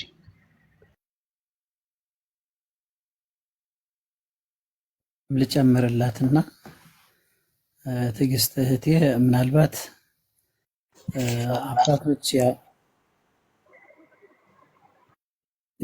ለዚሁ ልጨምርልሽ መምራላቴውን በእርግጥ ቅድም ምንም ተናግሬዋለሁኝ። ወር አበባ አሁን የፊቱ እርግማን የነበረው በጌታችን በኢየሱስ ክርስቶስ አንጽቶት አሁን ምን አድርጎታል? የመንጻት ወሪያት ወይም ደግሞ ወር አበባ ተብሎ የልጅ የፍሬ ማፍሪያ መገኛ ማለምለሚያ ልጅ የመገኛ መንገድ አድርጎታል። ይሄ ኃጢአት አይደለም፣ ወይም ደግሞ ያ የእርግማን ምልክት አይደለም። ይህንን መያዝ አለብሽ መጀመሪያ። የእርግማን ምልክት አይደለም። ስለዚህ ግን ምን አለ በውስጣችን የሚመጣው እናንተ ታውቁታላችሁ፣ ፈሳሽ ነው የሚወጣው ማለት ነው። ይህንን ፈሳሽ ሲሰን የተቀደሰ ቦታ ሄደን እንዲያው ከህሊና ጋር ከምንጣላ ባናደርገው ይሻላል የሚለው ነው። አባቶች አሁን ብዙ ጊዜ ይህን የሚያደርጉት ለዚያ ነው። ባታደርጉት እንጂ ያኛው መጽሐፍ ቅዱስን ማንም አይረክሰው፣ ሊያረክሰውም አይችልም። ጸበሉን ሲጀመር የኛ ቅድስና ነው የሚቀርብን እንጂ ጸበሉ አይረክስም። ጸበሉ ይረክሳል የሚባል አንዳንድ ጊዜ አለ። ጸበል እንዴት ይረክሳል? አይረክስም። የምንረክሰው እኛ ነን። የምንበላሽው የኛ ሰውነታችን የራሳችን ህሊናችን ነው የሚደፈርሰው እንጂ ጸበል አይረክስም። ጸበል ራሱ ይቀድሰናል እንጂ እኛ ልንቀድሰው አንችልም ማለት ነው።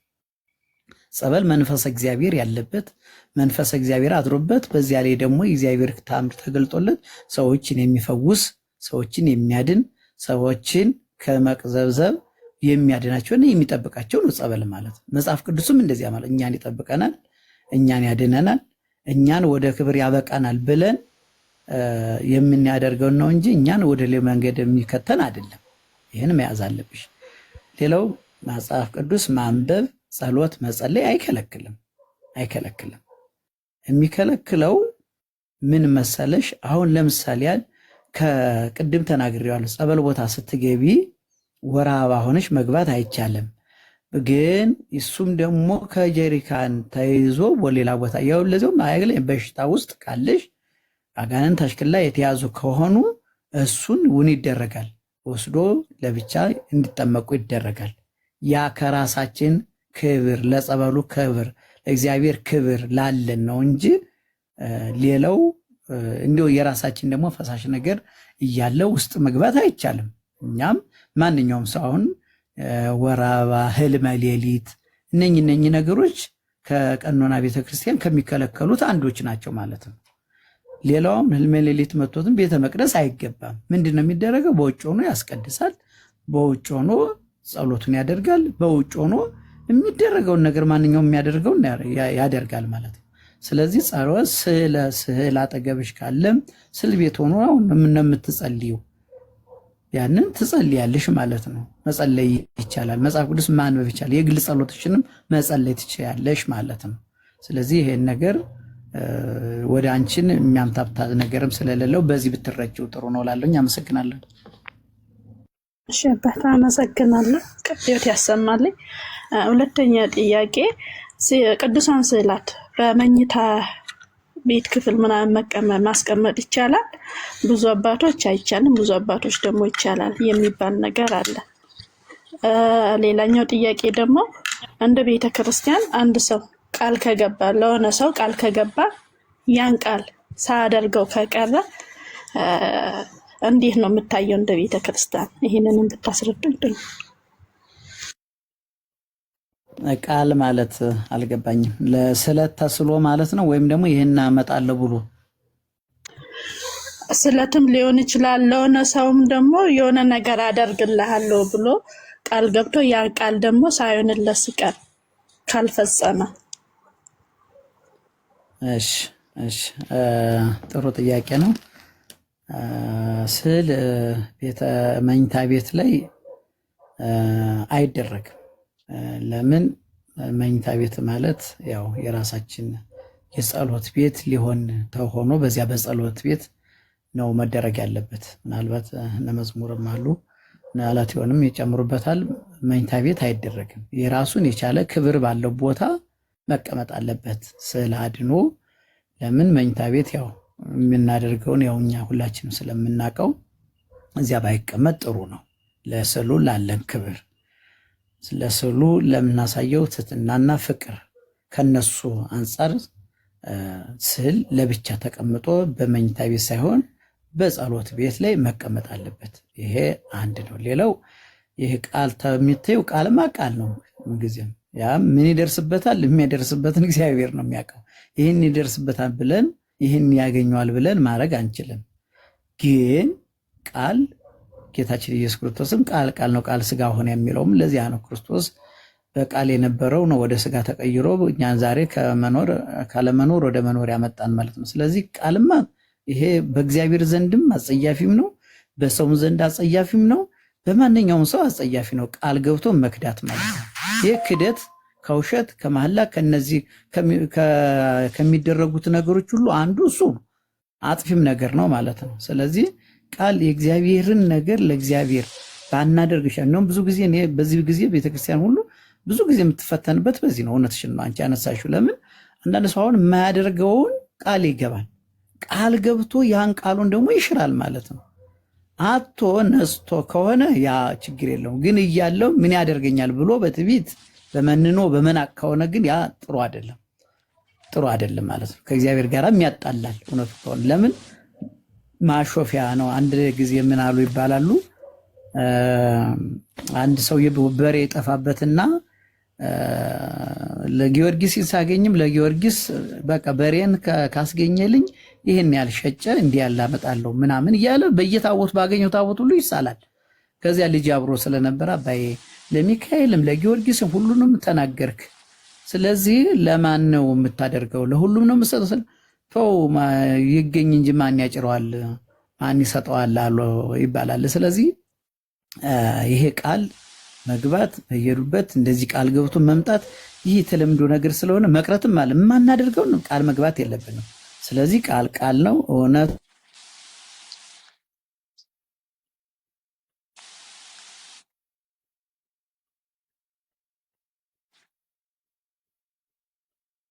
ነገር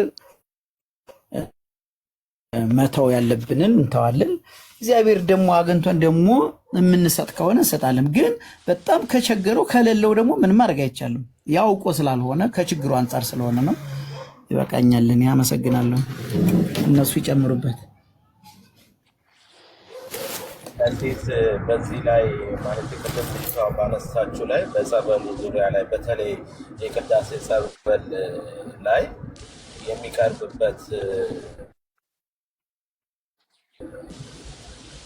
መጠጫ ቅዱስ ስለሆነ መቅደስ ውስጥ ስለሚገባ ያንን መጠጣት ከሚል አንጻር ይመስለኛል አንዳንድ ጊዜ ጸበል የሚሉት እንጂ ከውጭ ያለውን አይደለም። ግን ቅዳሴ ገብቶ ከሆነ አንዳንድ ጊዜ ሰው ያመጣልና ያሉበት ድረስ ያ ኒኬሉ የተቀደሰ ኒኬል ስለሆነ ወደ መቅደስ ስለሚገባ ከዛ አንጻር ያንን ዓለም እንዳይነካ ከሚል አንጻር አንዳንድ ጊዜ ይተረጎማልና እስኪ ቢሄዱበት ደስ ይለኛል። አዎ እሱ ላይ እንዲሁም ምን አልመሰለኝም ነበር። እኔ ምናልባት የመጠመቂያውን ወይም ደግሞ ቤት ያለውን ጸበል ምናምን መስሎ የነበረ የቅዳሴ ጸበል አይቻልም በእውነቱ ከሆነ።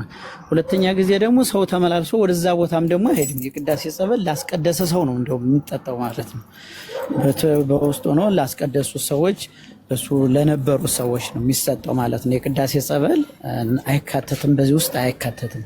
ወራዋ ያለባት ሴት ለምሳሌ ያለ እዚያ ሄደ የጸበል መንካትም አችልም፣ የጸበል እቃውን መንካትም አችልም። ለምን?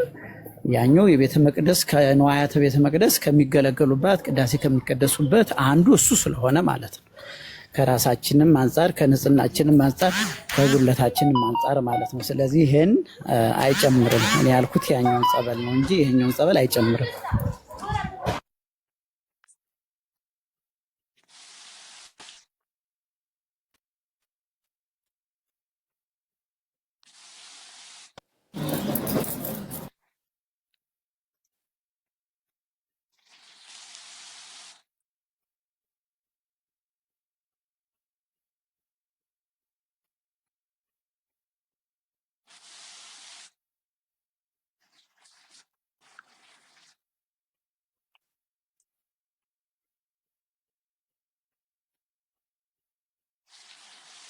ዝምታ እንዴት ነው? ቃሉት ያሰማል። መዝሙር አለ አይደል? መዝሙር እንዲያው ዲያቆን እያለማ አንድ መዝሙር ዛሬ መድኃኒዓለም ያመቱ አይደለ? አንድ መዝሙር ጣል አድርግብን ዲያቆን ፕሊዝ። እየሰማኝ ወንድም አለሜ ታናሽ ወንድምህ ነኝ። እሺ አባታችን ቡራኬ ድረሰን ይፍቱን ይባርኩኝ አስቀድሜ። እሺ ዲያቆናትም ካላችሁ መምህራንም ሁላችሁንም ሰላም ብያለሁ። ማማዬ እህቶቻችን እዚህ ያላችሁ ታችም ያላችሁ ክርስቲያኖች ሰላም ለእናንተ ይሁን። እንኳን ለአምላካችን ለኢየሱስ ክርስቶስ በዓለ ትንሣኤ ሁላችንም በሰላም አደረሰን። ክርስቶስ ተንሥአ እሙታን በአማን ተንሥአ እሙታን ብያለሁ። ለሁላችንም እንኳን በዚህ ቀን አደረሰን። ደግሞ ዛሬ ደግሞ መድኃኒዓለም ነው። ለአምላካችን ለመድኃኒታችን ለመድኃኒዓለም ለአማኑኤል ለክርስቶስ ኢየሱስ በዓል እንግዲህ ሁላችን በሰላም አደረሰን። መዘመር አልችልም፣ ሌሊት ነው። በእርግጥ ቃል ታሰማልን ለማለት ነው። እህታችን አለሽ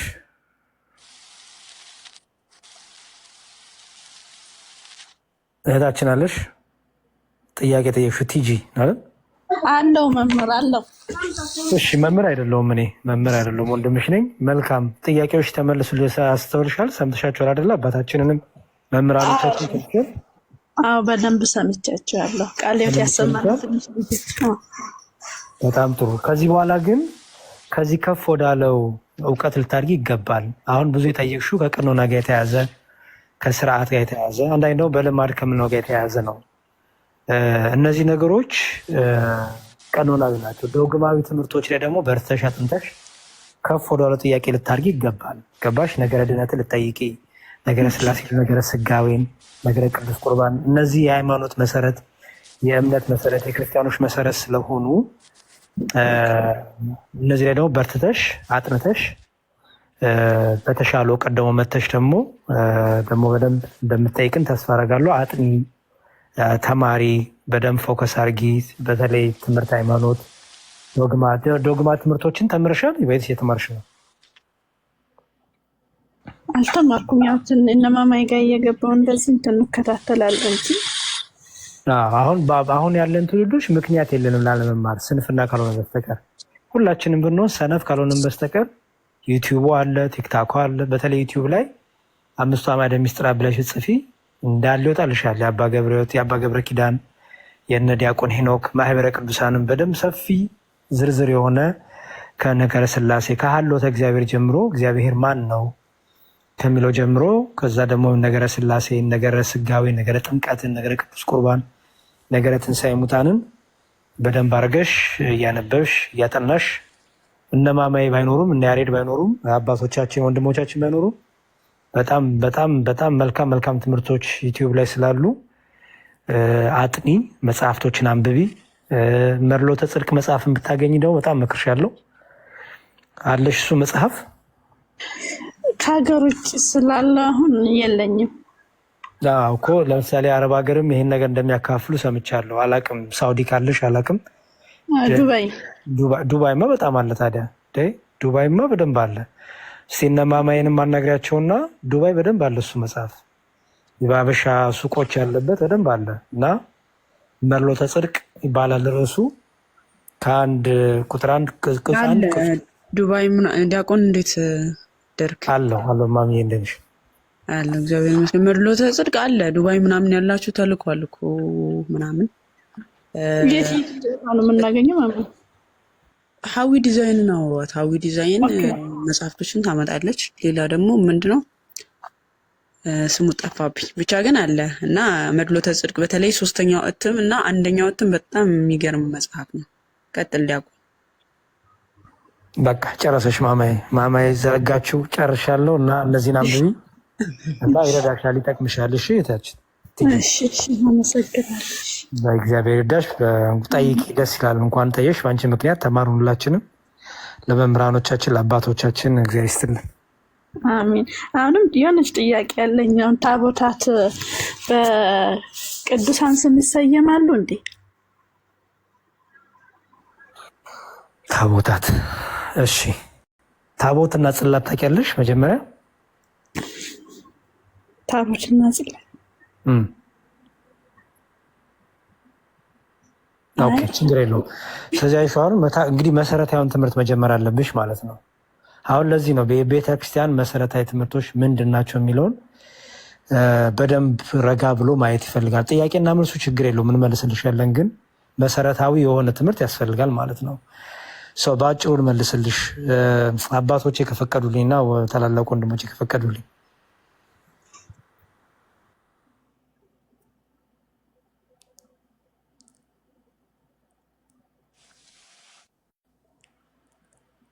እሺ ዝም አሉኝ።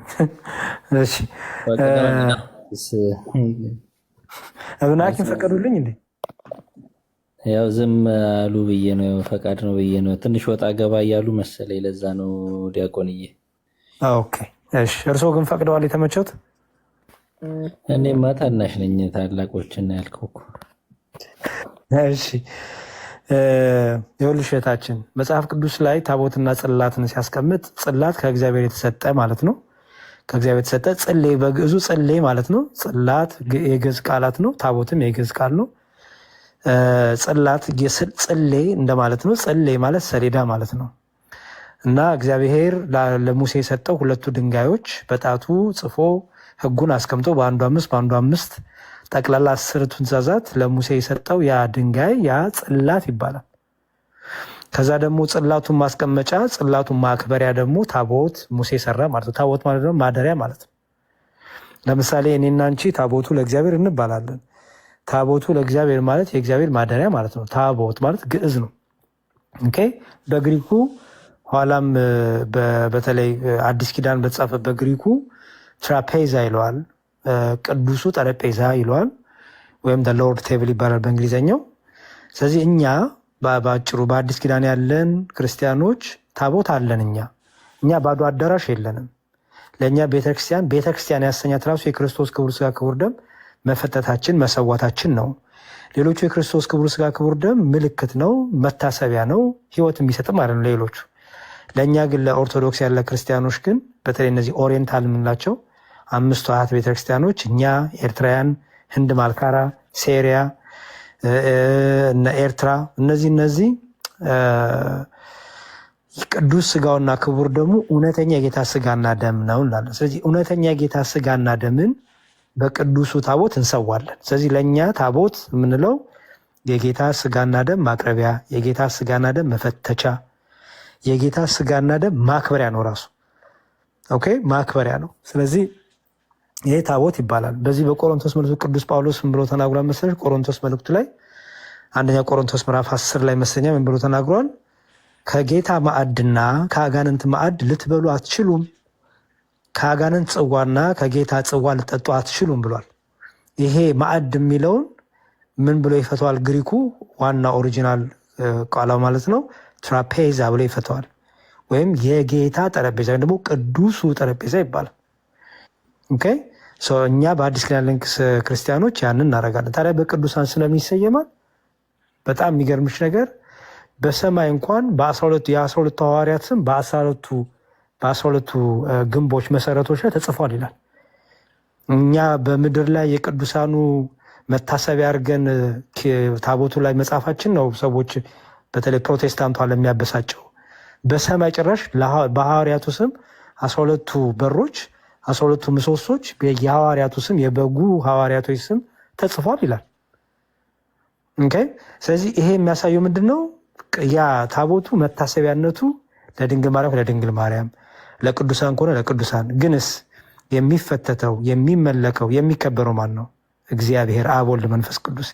የሚፈተተው ስጋና ደም ነው የኢየሱስ ክርስቶስ። ለምሳሌ የድንግል ማርያም ቤተክርስቲያን ከሆነ መታሰቢያነቱ የድንግል ማርያም ከሆነ መታሰቢያው ለድንግል ማርያም ይሆንና የሚፈተተው የሚዘጋጀው የሚመለከው ቅዱስ ቅዱስ ቅዱስ ተብሎ የሚቀደሰው ስለማን ነው? ስለ እግዚአብሔር አብ ወልድ መንፈስ ቅዱስ። የምንበላው የምንጠጣው የኢየሱስ ክርስቶስን ክቡር ስጋ ክቡር ደም። በሌላ መልኩ ላስረዳሽ አለሽ አይደል? እየሰማሽን ነው? አዎ እየሰማሁ ነው። መጽሐፍ ቅዱስ ላይ የኢየሱስ ወንጌል ይላል። ለምሳሌ የማቴዎስ ወንጌል፣ የሉቃስ ወንጌል፣ የዮሐንስ ወንጌል ይላል አይደል? አዎ። የኢየሱስ ወንጌል የሚል አለ? የለም። የኢየሱስ ወንጌል አለመባሉ ስህተት ነው? አይደለም። የማቴዎስ ወንጌል መባሉ ማቴዎስ ተመለከ ማለት ነው? አይደለም። ማቴዎስ አምላክ ነው፣ ሉቃስ አምላክ ነው ማለት ነው? አይደለም። የማቴዎስ ወንጌል ብንል ማቴዎስ ነው የሚመለከው? አይ እግዚአብሔር ነው የሚመለከው። ያው አብ ወልድ መንፈስ ቅዱስ ኢየሱስ ክርስቶስ አይደለ? ግንስ መታሰቢያነቱ ምን ይላል ማለት ነው? በማን ስም ይደረጋል? መጽሐፍ ቅዱሱ ራሱ የተሰየመው በሐዋርያቱ ስም ነው። ጠቅላላ መጽሐፍ ብታይ የእግዚአብሔር ወንጌል የሚል የለም አይደል? በብሉይ ኪዳንን ብታይ ኦሪት ዘጸአት፣ ኦሪት ዘኍልቍ፣ ትንቢተ ኢሳይያስ፣ መጽሐፈ ኢያሱ፣ ትንቢተ ዮናስ እያለ ነው የሚሄደው። ስለዚህ አየሽው አይደለ? ጌታ እንኳን ያችን ዘማዊ እግሩን መታ በእንባ ያጠበችውን ምንድን ያላት? ይሄ ወንጌል በሚነገርበት ቦታ አሉ ለአንቺ መታሰቢያ እንዲሆን ይሄ ስለ አንቺ ያለው ነገር ይነገራል አላት። ስለዚህ ለአንቺ መታሰቢያ ይሆናል ሲላት አንቺ ትመለኪያለሽ ያለ ነው አይደለም።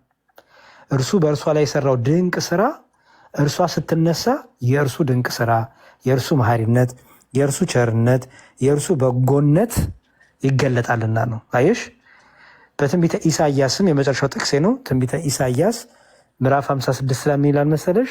ሰንበቴን ለጠበቁ እንደ ቃሉ እንደ ትእዛዙ ለኖሩ በቤቴና በቅጥሬ ይላል። በቤቴና በቅጥሬ ከወንዶችና ከሴቶች ልጆች ይልቅ የሚበልጥ ስምን ሰጣችኋለሁ፣ የሚበልጥ መታሰቢያም ስም አደርግላችኋለሁ ሰጣችኋል ይላል። የማይጠፋም የዘላለም ስም ሰጣችኋል ይላል። ስለዚህ የእግዚአብሔር ቅዱሳን እግዚአብሔርን ደስ ያሰኙት እነዚህ መታሰቢያ ቤተክርስቲያን ታስቀምጥላቸዋለች። በስማቸው ቤተክርስቲያን ትሰይማለች፣ በስማቸው ታቦትን ትቀርጻለች።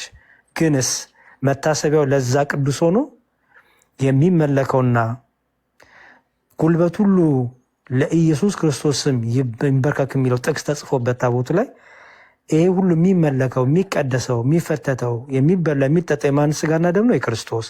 ማን ነው የሚመለከው? አብ ወልድ መንፈስ ቅዱስ። ስለዚህ መታሰቢያ እናደርጋለን። መታሰቢያ ነው የምናደርገው ማለት ባጭሩ። ገባሽ? ዶኛል። አመሰግናለሁ። ቃልዮት ያሰማል። ቅሩ ትልቁ አገልግሎቱ ምንድነው አልኩሽ? የኢየሱስ ክርስቶስ ክቡር ሥጋ ክቡር ደም የምናዘጋጅበት መፈተቲያችን ነው ማለት ማዘጋጃችን ነው ማክበሪያችን ነው። ለእኛ ኢየሱስ ክርስቶስ ደም እውነተኛ ነው። ህብስቱ እውነተኛ የጌታ ሥጋ ነው። ጽዋው እውነተኛ የጌታ ደም ነው። ስለዚህ ዮሐንስ ወንጌል ምዕራፍ 6 ላይ ጌታ እንደነገረን ሥጋዬ እውነተኛ ነው፣ ደሜም እውነተኛ ነው። ሥጋዬን የሚበላ ደሜን የሚጠጣ የዘላለም ሕይወት አለው ብሏል። ለእኛ የክርስቶስ ክቡር ሥጋ ክቡር ደም ወይም ቅዱስ ቁርባን የምንለው ማለት ነው መታሰቢያ አይደለም፣ ምልክት አይደለም። እውነተኛ የጌታ ሥጋና ደም ነው፣ የዘላለም ሕይወት የሚሰጥ ነው። ስለዚህ በተራ መፈተቻ ዝም ብሎ በሆነ በቃ ባልከበረ መፈተቻ አይደለም ምንፈትተው። ክቡር የሆነውን የጌታ ሥጋና ደም ክቡር በሆነው መፈተቻ፣ ቅዱስ በሆነው መፈተቻ በቅዱስ ታቦታችን እናዘጋጃለን፣ እናቀርባለን ማለት ነው። እሺ ቃል ሕይወት ያሰማልኝ። አሜን።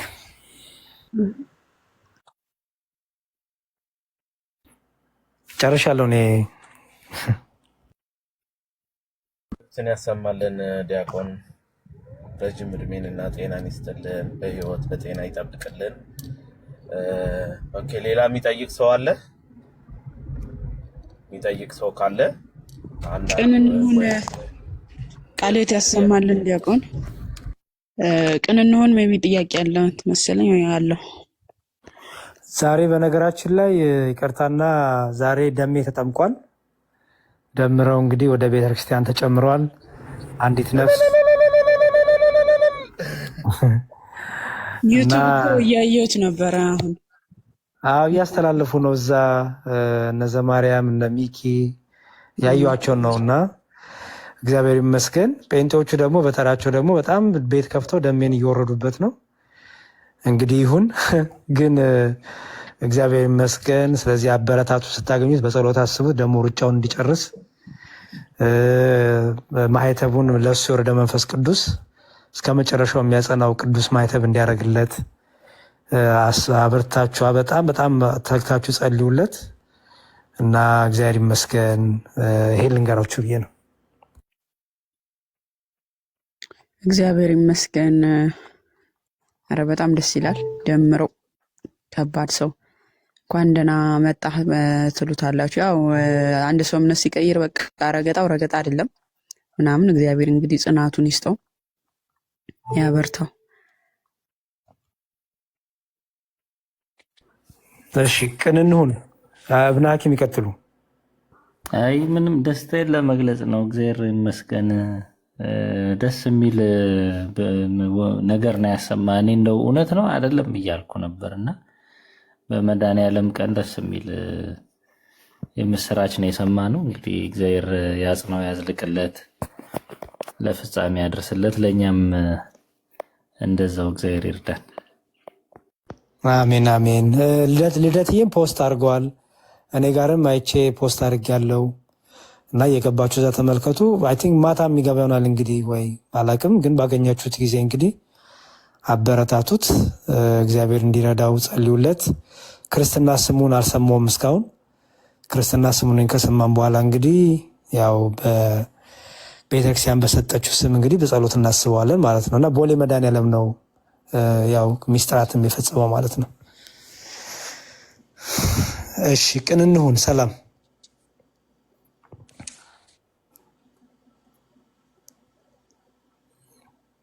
ቅን እንሁን።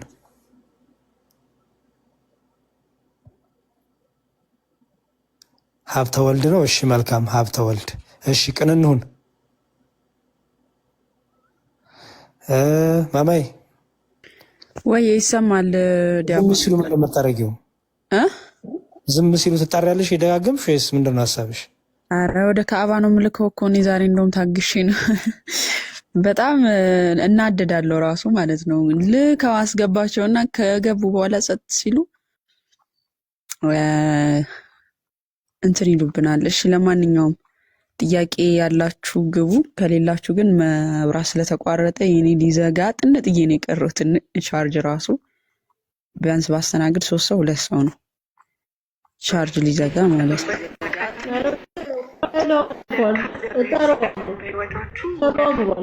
ነው።